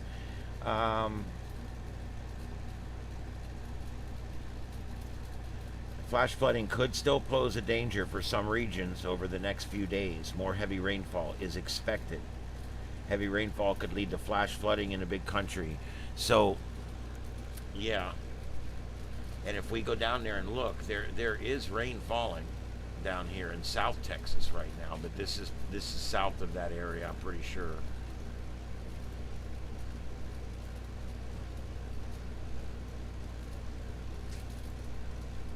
Como County.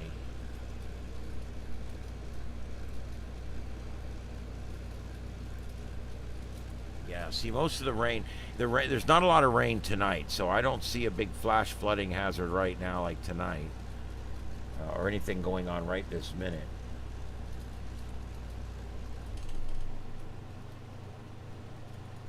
Texas man searching for his parents after their home with them in it was swept away.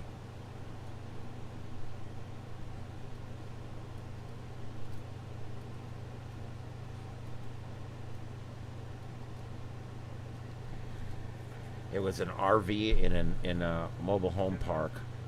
And everything's gone.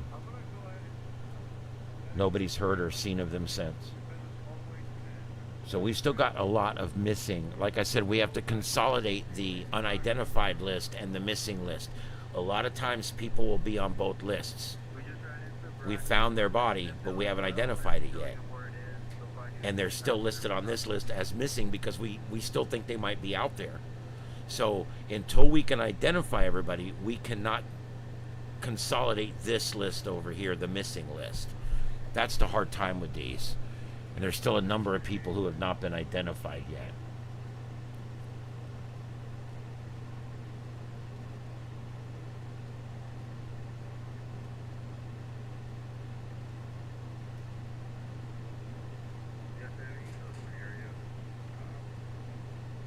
Apparently when it came through this camp, the security guard there and the counselors all did a really good job. They're crediting that most of the kids that were saved because of the swift action of the adults. So that's good. I mean, that's obviously what we want to see.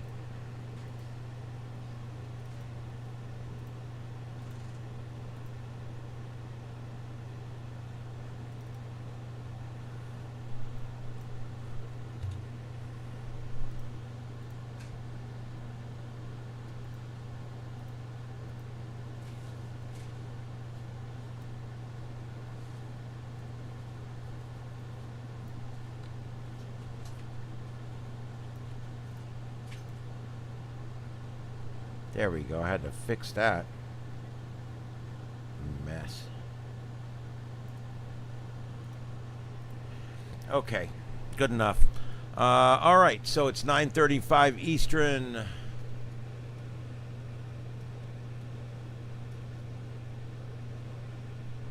Yeah, I think that there is still a chance for some more pretty good rain, and because there's still a lot of rain, a lot of water still laying around, it would be a lot easier to get back to a flooding situation again. I think that's what we're worried about. Um,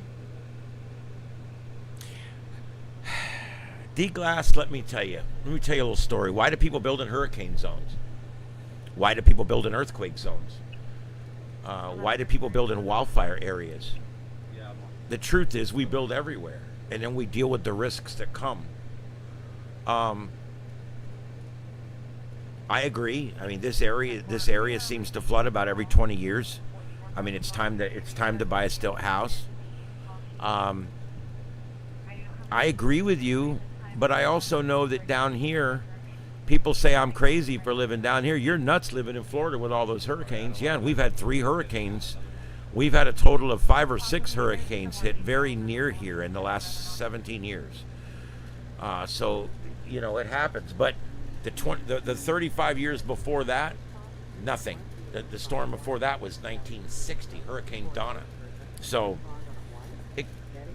the risk ebbs and flows, but still, I live in this terrible hurricane zone. Why do I live here? Why would I subject myself to that? Well, same thing with earthquakes. Why would you live in LA, in a town where the buildings will literally just collapse one day because of an earthquake? Or why would you live in Kansas? My God, a Cat 5 will come and take your home in the middle of the night with you and your kids in it. I guess what I'm saying is every place has a hazard. And I believe that if you take every location in the country and you work the hazards, rate the earthquake hazard, rate the brush fire hazard, rate the hurricane hazard, rate the tornado hazard, rate the straight line wind hazard, rate the blizzard and freezing winter hazard, okay? Flooding hazard. Look at there's a lot of hazards, isn't there? Oh my God, there's a whole list. And when you look at it, you might have absolutely no risk of 5 or 6 things, but you'll have 2 on the list that are big in your area. And that's kind of how it is. Tornadoes here, 0s and 1s. That's it. We don't get big tornadoes here. We certainly don't get long track tornadoes here. But we get big ass Category 5 hurricanes. Our earthquakes are very mild. We hardly ever feel them ever. And, so when you really look at our risk here, because of where we are in Florida, I don't have that much of a rain flooding risk, like it's going to come down the river and kill people like it did on the Guadalupe. It doesn't do that here. It can rain 20, 30 inches, and it all just runs and goes, and there's really no big river that runs for 100 miles that swells up 35 feet out of its banks. We don't have that down here because there's a big, huge river everywhere right here that are just big, deep rivers. They're not like they are out there. So we don't have the hazard of flash flooding here like they do over in Texas. So in Texas, as you get towards the coast where they get hurricanes, they get less flash flooding. As you get closer to the coast where there's more hurricanes, they get less long track tornadoes. So no matter where you go in the United States, the hazards are good or bad. New England, there's a little bit of a hurricane threat there, but they don't really get big tornadoes up there at all. They haven't had a lot of earthquake activity. But man, they get blizzards and people die. The power goes out, people freeze to death.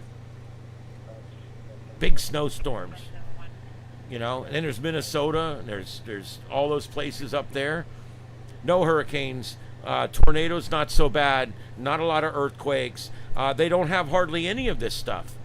But they get deadly winters every year. Deadly ass winters. Where if you run out of gas, you're dead. I mean, you just gotta look at it that way. That no matter where you live in the United States, you're basically living in about an equal risk of dying from natural weather.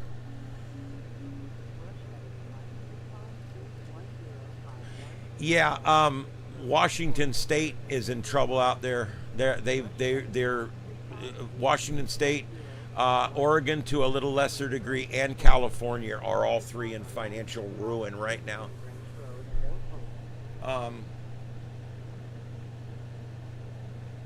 Wow. Wingnut, there is no water in Florida that's that deep.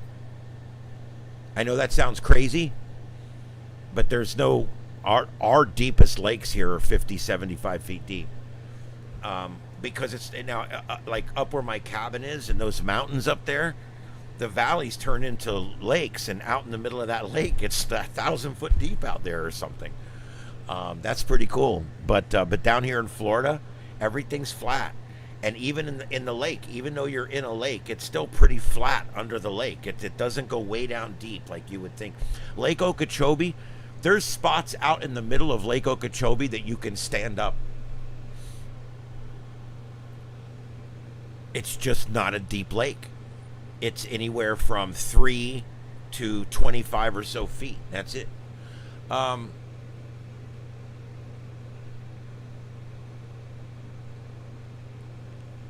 Yeah, I don't know a whole lot about about all that out there. I know that the west coast of the United States is absolutely gorgeous, but for some reason they run things out there in such a way that, well, let's just say everything runs out of money quickly.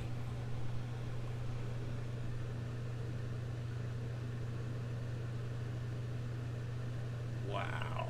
275, 276, going on street. That's neat, Wingnut. That's pretty damn cool. Oh, I wanted to mention that. Let me see if I can find the name of that.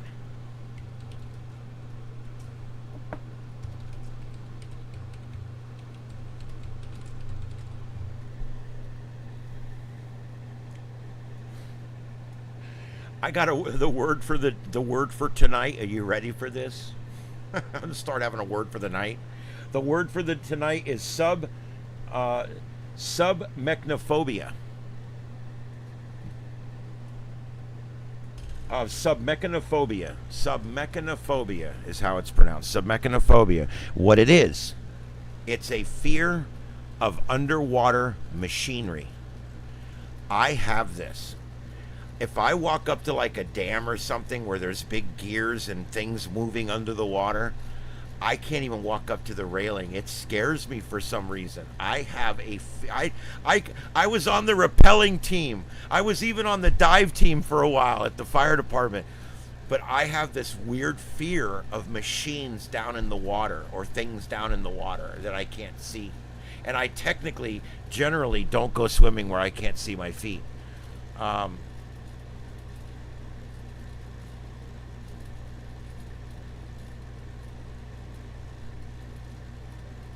Try propofol. Yep, submechanophobia. Submechanophobia. I bet you a lot of you have it. It's actually very common. Probably half of us have it to a certain degree. Ooh. Nope, that's old video from 3 weeks ago on Mirror Now. Here's Times of India. Guess what they're showing? Anybody want to guess what Times of India is showing right now on YouTube? Those 5 autonomous cars that they burned up 26 days ago or something.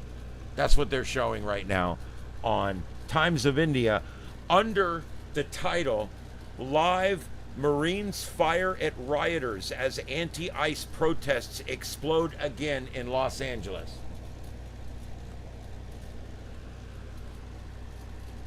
That's bullshit.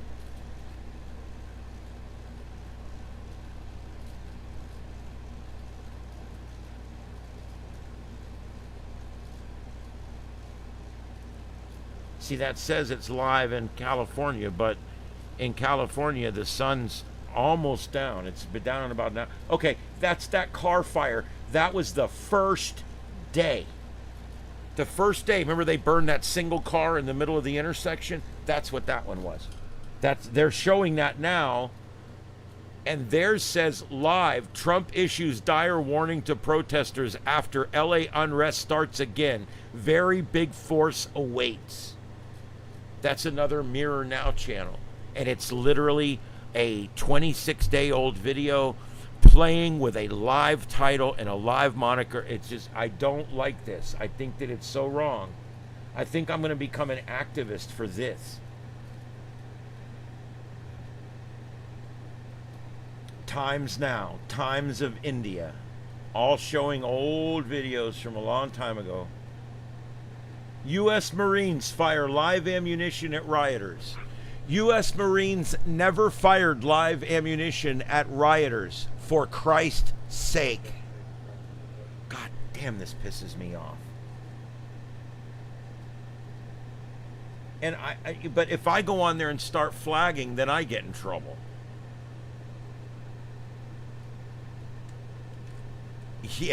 Yeah, ding that one. Yeah, it gets dark at.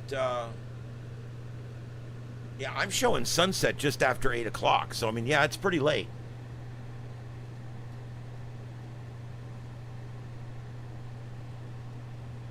And of course, that's still probably about an hour and 20 minutes to sunset out there.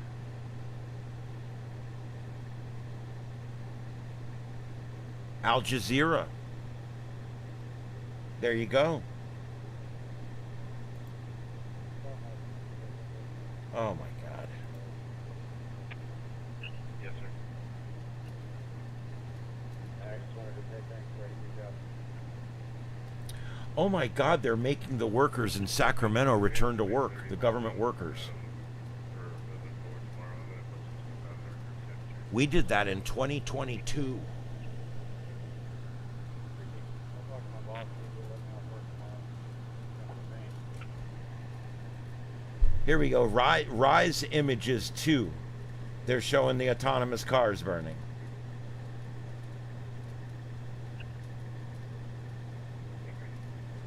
I need to start looking at what resources we have volunteer-wise for our Oh well.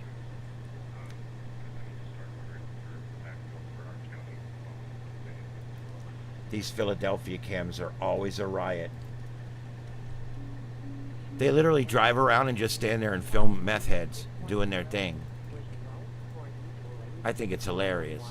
We used to watch this one cam, I forget where it was, and it was all these meth heads, and they were always like just literally hanging around doing what meth heads do. Meth, I guess. I don't. And yeah. Anyway, that upper left one there, that's Kingston, Philadelphia, where the government has done a great job there making sure that everybody is equally in poverty.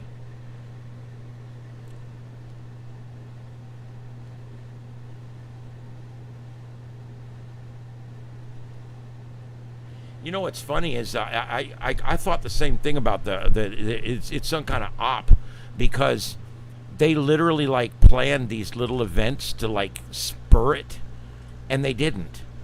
They didn't spur it. We didn't see all the violence that we normally see, because I actually think, I don't know for sure, but for some reason the anarchists are leaving this one alone. These anarchists love to come out, but for some reason it never got started. And I think there's just, I don't know why, I don't know what, I don't know how, but something's going on, because it's like it never got started. And which is good. I mean, look, when protests are protests, that's fine. I mean, we can mince words about whether they should be blocking highways and that kind of stuff. Yes, okay, I agree with you there. But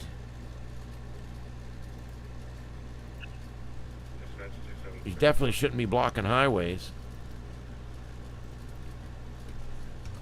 But that's not a violent protest if all they're doing is blocking a highway. Now, it'll get violent pretty quick, though. I mean, the cops are going to show up, start moving them out of the way. All right, that's Skid Row in the upper right. That's in L.A., downtown Los Angeles, where it looks like everybody's prospering well. Got Philly on the left. Both a wonderful live shot of urban decay. And then we've got upper center and center right are both earlier today. Those are just flood loops on the flood.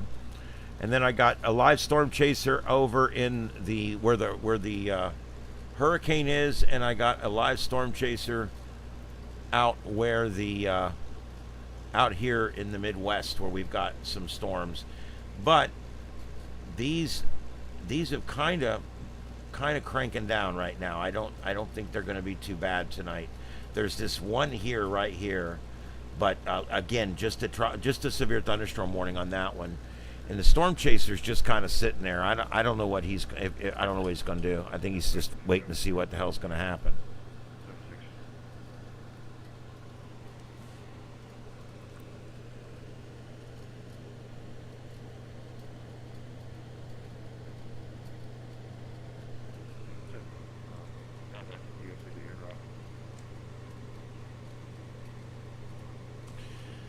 I think it's strange that we're making such a big change in this country right now. This is the largest political shift that there's ever been in this country. It is a sudden political shift going on right now. And I can't believe there's not a lot of protesting and rioting. Now, I'm not saying how I feel either way. Please don't take this the wrong way. I'm just saying, where's all the all the strong opinions? I mean, people were like, oh my God, they don't like anything this guy's doing. They think he's a communist, a dictator, a fascist. They've called him everything in the book. Where's all the rioting? Where's all the protesting? And I actually believe that they cannot quite get enough people that hate it together. If you notice, none of these protests went over about 2,000 people. Maybe 3. That one in Chicago, maybe. Even the one in New York, I think it went 2,000 people at the most. And that was one night. And I think what it is a lot of people are just sitting back going, I'm not going to protest. I'm going to wait and see what happens, because I hadn't been happy with the government in a long time. And this guy's like breaking shit. I'm going to wait. And I think that's what's going on. I think a lot of people are like, I'm not really happy, but I'm going to wait and see what happens. It's too hot outside. Where are you at? I don't know. Yeah, here it's still in the 80s here with 100% humidity. The roof drips all night long for 7 months out of the year down here.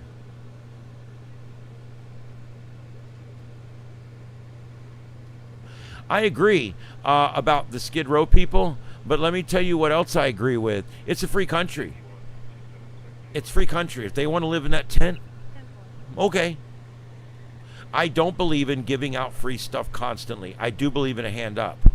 I definitely believe in a hand up. And every one of these people, if they want the help, it's available. There, you will see cars and trucks pull down this road and drop off food to these people all the time. Christian groups, Jewish groups, Salvation Army groups, and they will show up right there. Oh, and local church groups. That's probably the biggest group. They will pull up right there and they'll give these folks food. They all eat. They eat fine. They may not get the menu selections that we do, but they eat good food every day. And they got a place to stay. And the thing is, the moment that they don't want to live on this road right here anymore, they don't have to. You know why they lived there? I had a really good friend, George, for a long time. His dad ran the homeless shelter in town, the big homeless shelter. He was a wonderful man. He was a big Christian dude, ran a church, and he ran the big homeless shelter in town. And George told me one night, he goes, you want to know the truth that nobody will tell anybody out there? I said, what's that? And he says, most homeless people, it's a choice. They're either so crazy that they can't fit into society, or they've made a choice to be where they're at. Because he said, the moment they walk in our door, we feed them, we clothe them, we provide them job assistance, we clean them up, we help them with everything. They provide them with anything they need to get ready to go to job interviews. They do anything they can for these people. They help them, they give them a place to stay, but you want to know the bottom line? Can't drink, can't do drugs, can't smoke cigarettes at these facilities. That's the bottom line. That's the bottom line. And the one commonality, or the two commonalities that have to be present to have a homeless person seems to be addiction, I mean, and mental illness. Nearly every homeless person out there suffers from one or both of those two ailments. So it's not a problem that there's not enough houses. There's enough houses. We've got houses for rent all over the place. And we've got a homeless shelter right now over on the other side of the river here that's half full tonight. Maybe a third. And we've got homeless people here in Fort Myers sleeping out. It doesn't look anything like this. It's pretty low-key around here. We got wooded areas they'll go back into. They don't just do it out in the middle of everybody like this. And the cops, they'll go roust them out once a month and run warrant checks and do all the stupid shit they do. But the point is these guys chose that lifestyle because they don't want to be told what to do, or they don't want to be told where to smoke, or they don't want to be told what to drink, or they don't want to be told when to eat. They don't want to be told where to stand. They don't want to be told how to act. I get it. There's a lot of people that are like that. They're nonconformist. They're nonconformist. Well, if you're homeless living in a tent right there, you can be pretty damn nonconformist, can't you? And that's where they end up. They want to be there. And so I'm done with the whole, we've got to get these homeless people off the street. Why? That's where they want to be. I truly believe that 90% of those people want to be there. Because that's where they can be free. If they go to the homeless shelter, they hand them a pamphlet with 9 pages of rules. They've got them printed in 7 different languages. And I'm not saying they're wrong either. You got to have rules in these places. These guys run amok before they even get there. So what's the answer? We can't just literally let them come in and drink and smoke and do drugs all night in the homeless shelter. So all I got to say is there is a bed, a facility, and help for every single one of those people. They've just chosen not to do it.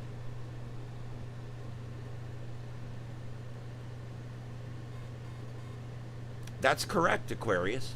Absolutely. I do know that, in fact. A lot of people take prescription drugs legally because of the same thing.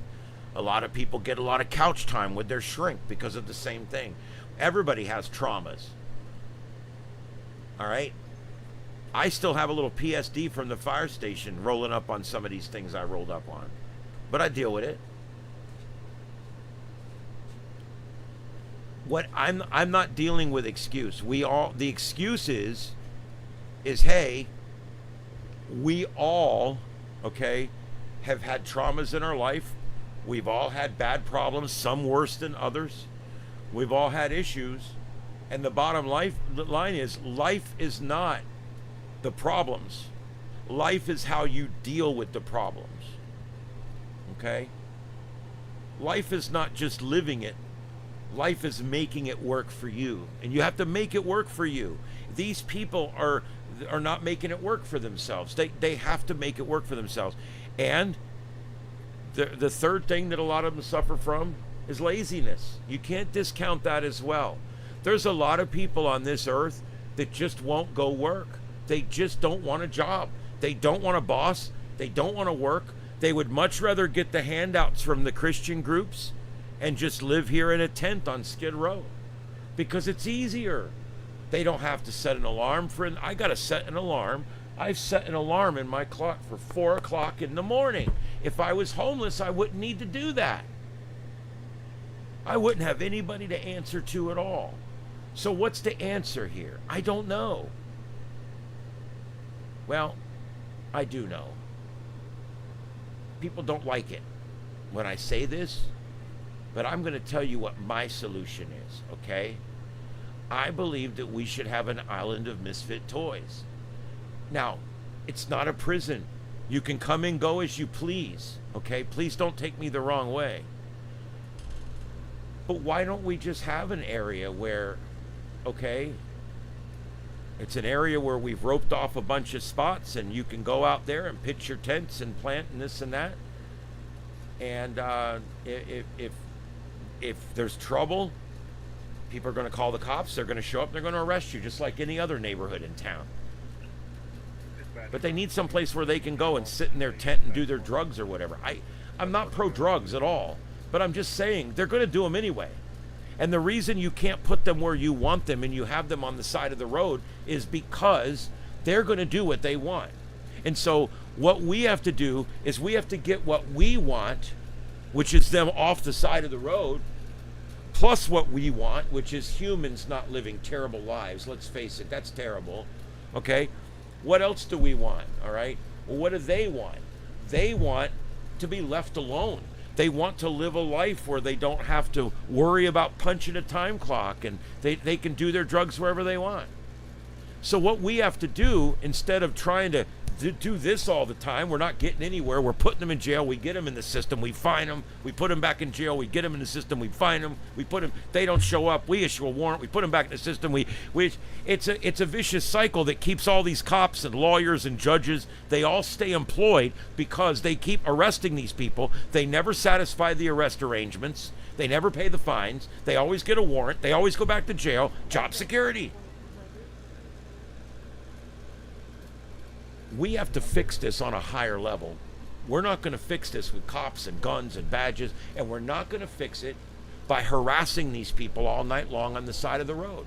We have to find a different type of solution. Whether that is legal homeless camps, why not just get old containers and stick them in a field? Now, that's all I'm saying. Put them in the field. You can stay in there. When you go in there, you do your thing. I don't care. Whatever. Because I'm sick of spending all of our money on drug enforcement. Do you realize that 1/3 of the money, over 1/3 of the money that you spend in taxes for law enforcement, prisons, and all that stuff, 1/3 of that money that you spend goes to the war on drugs? You know, you can find weed on every corner. Drugs are just as cheap and just as available today as they were in the 60s, the 70s, the 80s, or the 90s. The war on drugs, just like the war on poverty and the war on hunger and the war on terror and the war on female abuse and the war on domestic violence, okay? All these wars that our government keeps entering into, and they haven't won a single one. You know, the last thing our government set out to stop, and they actually almost did it, was polio. What's the last thing that the government said? We're going to stop this, and it's not going to happen anymore. They have not been successful at outlawing a single thing. We had a bank robbery a couple days ago right up the street. There'll be a burglary tonight in this neighborhood, and there'll be a car stolen in the next one over there. Those things have all been illegal for 100 years. So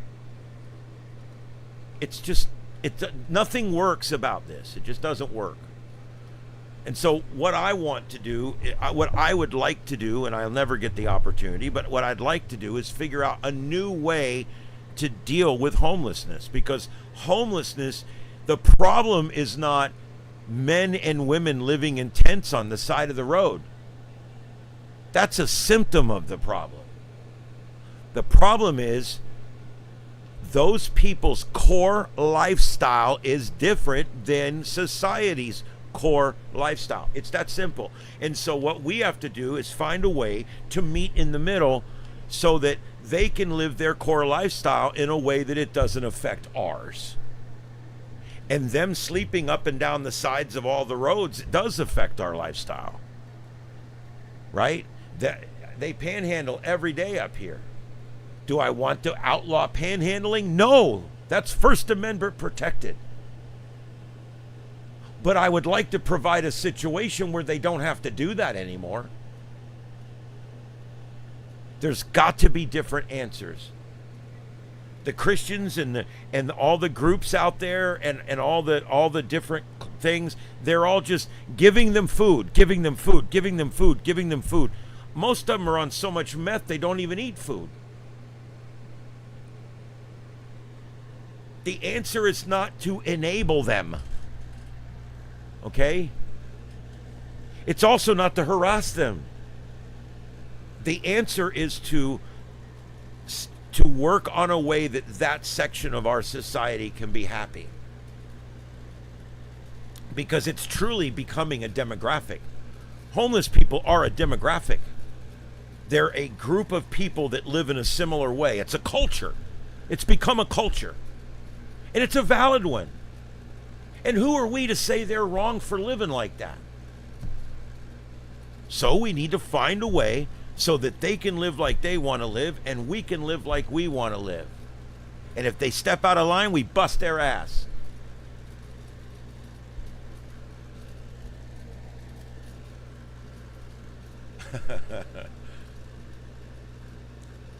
Well, and they've done Aquarius. They've done what I've talked about in California. They've set up an area where homeless can go, and it immediately devolves into a mess. And so I'm not even saying that's necessarily the answer either. I was giving that as an example of something we could look at as one of the facets of the solution to this thing. But I will say, when LA and in one other town, I'm trying to think which one, maybe it was Sacramento, one of them, they set up an area and they allowed people, okay, here's your 8x8 square, you can set your tent up in here. Here's the porta-johns, you can shit in there, and this and that. But see, the moment you set up something like that, and you move in 100 people into it, and what do those 100 people have in common? They don't do rules. They don't do rules, they don't do schedules. They don't do regulations. Hell, they don't do laws unless there's a cop around. So I don't know that that's the answer either. So I get back to maybe it's a bigger solution. Maybe, I don't know, maybe there needs to be a whole town or something. But how could a town possibly survive that's full of people that are either too whacked out or too lazy or too stubborn to work? I don't know what the solution is. It's a tough situation. I know the answer is not enabling them with free food every day. I also know the answer is not cops freaking harassing them all the time and running their name twice a day and, you know, sit on the curb, stand over here, do this. Cops treat them like shit because they want them to go to the next town. I was a cop. I was told by my sergeant, treat those whores and those homeless people bad tonight so they'll go back across the river where they belong.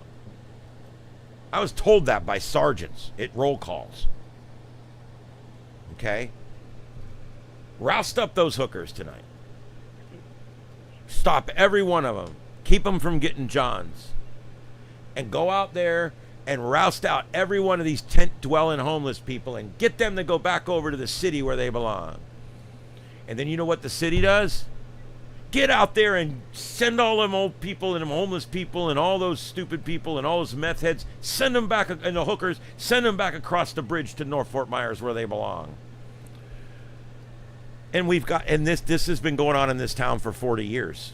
It went on when I was a cop in the 90s, and it's going on today because I'm still friends with cops that tell me about it. So it is what it is. And I'm not saying who's right or wrong. The cops are doing what they're trying to do. It's their community. They're trying to keep it clean. They don't want these people. Wherever these people are, shit gets stolen. Wherever these people are, things get broken. Wherever these people are, people get run over in the middle of the night. I mean, there's a lot of reasons.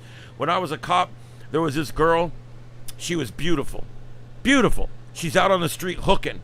I stopped her one night on Palm Beach Boulevard. I said, hey, what are you doing?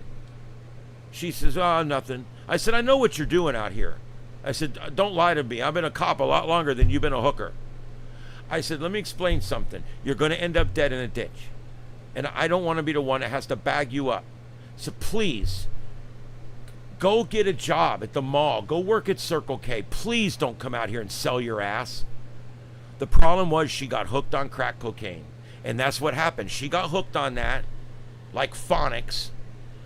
And she had to have 2 or 3 rocks a day. Well, that's $100, $150. That's more than you can make at a part-time or a full-time job, making minimum wage. So she joined the proud ranks of prostitution. And I had this long talk with her one night, my partner and I, Jim. We talked to her for the longest time. Said, look, please don't. You're a beautiful girl. You're 22 years old. Don't do this to yourself. go get help. There's help. We gave her cards. We gave her pamphlets. I did everything. Week later, I catch her out there again. What are you doing? I saw you flag down a car. I could take you to jail. This is your freebie. Go home. You're going to get diseases. You're going to get killed. Go home. A couple weeks later, she's in North Fort Myers up here by the Motel 6. They're always by a Motel 6, it seems. What are you doing up here? Oh, I got friends staying here. I'm not doing anything. It's not what you think. Bullshit. All right? I know what you're doing. Did you make those calls? Did you talk to that lady I gave you her card? I told her you would be calling her. I set all this up for you. No, I didn't call her because the bottom line is you're hooked like phonics and you can't get off. Please call this woman. I gave her more information. I tried to talk to her. I didn't take her to jail again. The next time I run into her, took her to jail. Prostitution. I saw her flagging cars. I popped her for misdemeanor prostitution. About a month and a half later, I see her again. Out east. She's flagging down cars. I stop her. I didn't even talk to her. I already had her information. I put her in the back of the car. I took her to jail. I didn't even talk to her. Whatever. I'm done with you. And one more time I got her. Somebody else got her and I pulled up. I wasn't the actual arresting officer. And I said, look, I've already arrested her twice. I've talked to her 7 or 8 times. She's going to end up dead in a ditch in North Fort Myers. You watch. I said, you're going to end up dead in a ditch. And I'm yelling at her. I shouldn't have done it. I'm like, you're going to end up dead in a ditch, honey. I'm telling you, you're going to end up dead in a ditch. And I'm going to be the one that has to bag you up. I said, please go get help. Please. I said, tell him at the jail she needs help and try to get her hooked up with help. And I drive away. 2 weeks later, I bagged her up in a ditch behind that same Motel 6 in North Fort Myers, right on North Key, on that back road.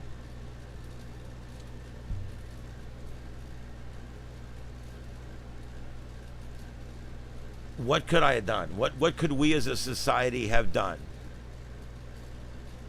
What could we have done to save that woman?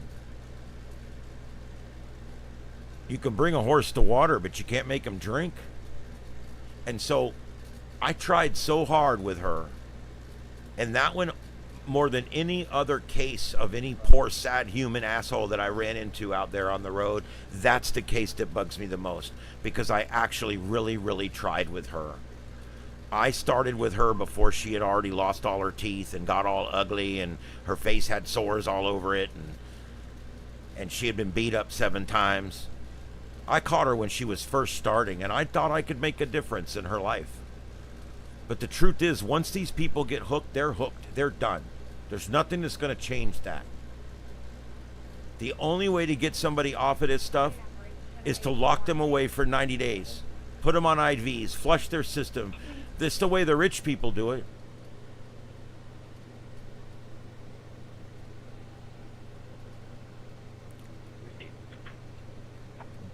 D, I think you're right. I think some people, because I believe in reincarnation and I believe in soul development, and I believe that some people are put on this earth because the suffering is why they're put here. I believe that for myself. I go through my own problems and deal with issues, and I try to learn the lesson from each bad thing that happens to me, because I know that this is a journey. We're on a journey. We reincarnate. We come back time after time to a planet somewhere, and each time we come back, we should have hopefully learned something or brought something with us, hopefully.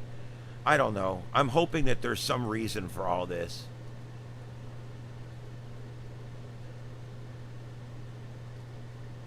Aquarius, that sounds good, doesn't it? How can you do that constitutionally? I mean, what if they thought you were on drugs? I just get worried about that. What if you just smoke a little weed in the evenings, but they grab you up one night and think you're on drugs, and they test you, and sure enough, there's weed in your system? I just worry about stuff like that, because it's like, how many innocent people are going to get caught up in that? You know, we have this red flag thing with guns down here, and it's like, if anything is said about you, they'll come take your guns away for anything, for any reason. It's gotten way too sensitive. And I kind of worry about something like that with this. Because there would have to be due process. They would have to literally be judicially committed. And the problem with those is if you force someone into rehab before they're ready, they come out and drive straight to the crack dealer's house. It's like smokers. They'll quit smoking 5,000 times. But it's the one time where they decide they're done that it actually works.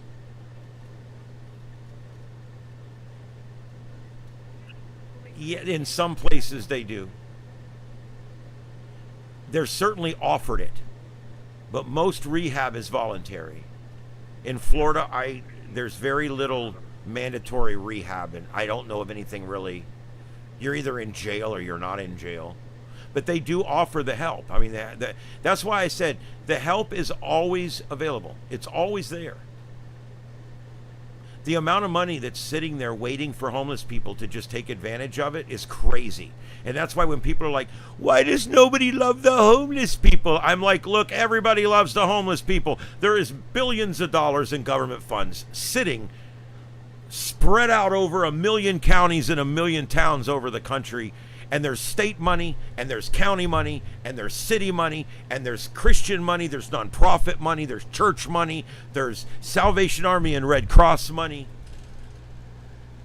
there's Samaritan's Purse money. I mean, there is money coming out of the butt everywhere for these people. It's there. They just have to take advantage of it. But that would require them to follow the rules and change their lifestyle.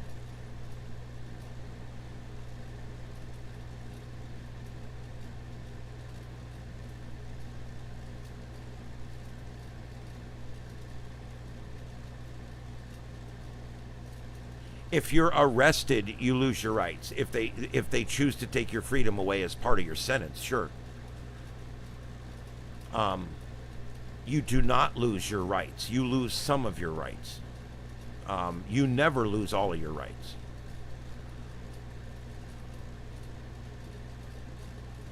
I don't know what you mean.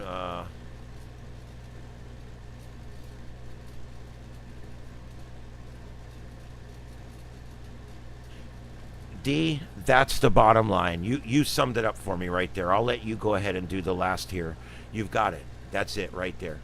Pouring money on homeless people does not fix the problem. It just creates more homeless people. The reason Skid Row looks like that right there is because that's where the Christians drop off the food. And when I say Christians, all right, most of the people I know and love are Christians. I love Christians. I do believe in a lot of it myself. I think that there's a lot of truth in all religions. And I have nothing bad to say about any of these work these people are doing, other than you're enabling them, and you're not fixing the problem. You're enabling them. So don't take me the wrong way when I say those Christian groups, because I'm fine. Those Christian groups do a lot of good work. Jewish groups. There's not a lot of other religions that do that kind of work, but mostly Christians, man. Like right now, this flooding, the relief that's being done is public-private right now. It's 50-50.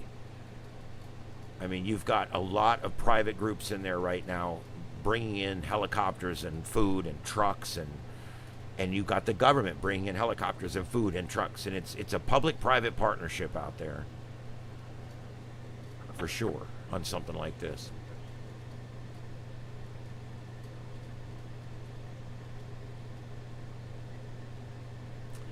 But here's the thing. What is rehab?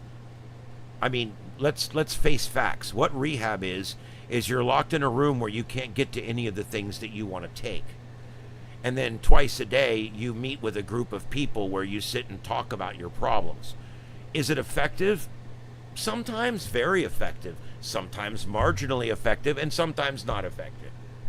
A lot of it is what you make of it. If you force somebody into rehab, most of the time you won't get the result you're looking for. Rehab is something that works, generally speaking, once someone has reached the point where they're like, okay, I'm ready to fix this in my life. I don't want to live like this anymore. Well, I don't know about giving money to FEMA. God knows they've wasted so much money over the last 10 years under both presidents.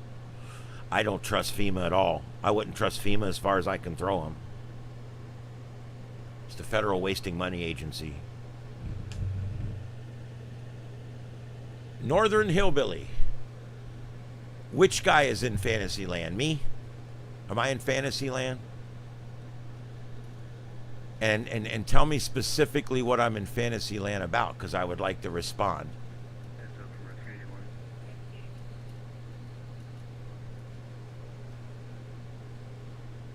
I'm saying the problem lies somewhere between enabling and understanding. If that's Fantasyland, then I'm sorry.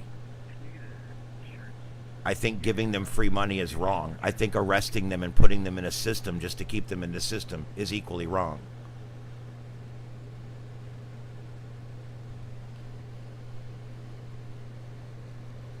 Yeah, I don't know. Probably just a troll, I guess.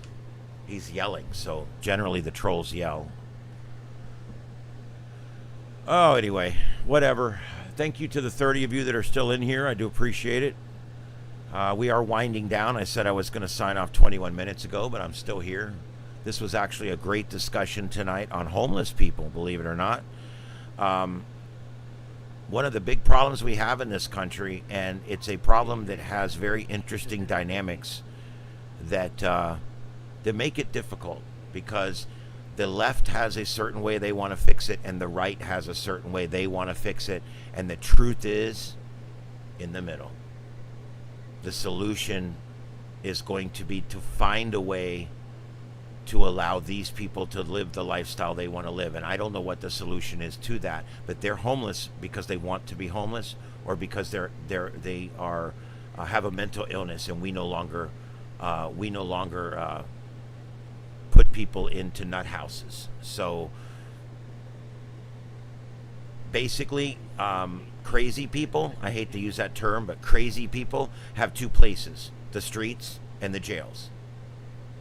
However, this country's past on running nut houses is deplorable. Every single nut house they ran in this country turned into just crazy stuff. I mean, just crazy. Yeah. Yeah, Carl, I'm getting ready to sign off for the same reason. Northern Hillbilly, you still in here? Which man is in which guy is in Fantasyland? Are you talking about me, the host? I'd like to understand. I like to understand, because I like to address where I am in a fantasy land. What did I say that makes you believe that I'm living in a fantasy? Or is it the background? Maybe it's the background that made you think I'm in fantasy land. This is not a fake background.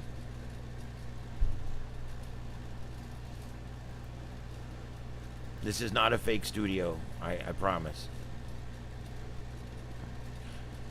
Welcome, everybody. This is Starship Adventures. My name's Ian. We are tonight in Starship Studios. I'm here with Simplex Radio over at his station, and we are watching the goings-on around the country here. And I just noticed it says Special Independence Day. This is like 2 days after Independence Day, but that's okay. It's tough producing yourself anyway. When I'm at work, my job is to make sure that everything is perfect for the host, because I'm the producer. And I got to make sure everything plays and everything's perfect and everything's good. And he has to talk. I talk some too, but he does about 90% of the talking. And I like it that way, because it allows me to come up with funny quips to throw in, and it allows me to make sure that the show is being produced cleanly. Little Hand, welcome in.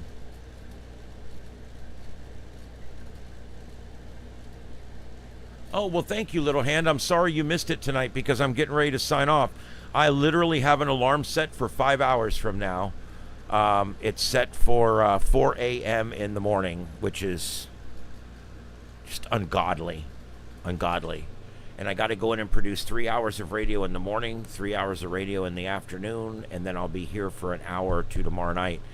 Again, for my regulars in here, No promises this week. I'm going to try to come in for an hour or two each night, but no promises this week. It's just too much. Oh, wow, and YouTube's giving me a slowdown warning on bandwidth. I don't know what's going on there. Oh, well, good, little hand. I appreciate it. Yeah, we have crazy nights in here. Sometimes we covered the fireworks explosion live and the riots live and all that kind of stuff. Other nights, tonight I guess we've got this flood. That's pretty bad. We're been watching that. All right, well, let me just mention that real quick. Just keep all those folks in your prayers, in your thoughts tonight. Keep the positive energy flowing, whatever you believe in. And Godspeed to the dead and quick healing to the living. That's about all we can do. What a horrible tragedy. We're over 81 dead now. We still have people missing in Central Texas. So just a terrible, terrible night in Texas. All right, guys. Thank you, Little Hand. Thank you, everybody, for being here. Northern Hillbilly. No, I guess it must have taken it out, but I don't think I see it if YouTube takes it out. If one of my mods takes it out, I see that, and I don't see that. So your free speech was certainly not squelched here. We don't do that here. So unless you're spamming or threatening. All right, guys, thank you very much. Victor, Ding, all my regulars. Earlier on, I had Peggy, I had Pam, I had Damn It Danny, and Carlotta Alada. I had a bunch of folks in earlier that are my regulars. I really appreciate all you guys coming in. Thanks, Aquarius and Carl and D-Glass, all you guys for being here tonight. I will be back, like I said, each night. If I can handle it, I'm going to come home. If I can do it, I'm going to go on for an hour, and we'll just see what's going on, okay? All right, so there we go. All right, guys, it's going to be a short night for me, so I'm going to start it right now. All right, my name's Ian. This is Starship Studios, and we are live in Southwest Florida. We provide this little news show 6 nights a week, except Saturdays. Thank you for joining us as we try to provide straight up, straight down the middle news and talk, where we don't get into a whole bunch of the politics, because I do politics at work. I do not do them on my YouTube channel. And so no matter what side you're on, I think you'll find a fairly level-headed presentation here on that. And I allow both sides of I allow everything in my chat room. The other night I had 2 guys going back and forth. Biden sucks, Trump sucks. Biden sucks, Trump sucks. And I'm like, okay, thanks for the algorithm. Anyway. All right, guys, have a good night out there. We'll see you guys tomorrow night. This has been Starship Adventures, the sights and sounds of Earth. Have a good night, everybody, and 7 threes.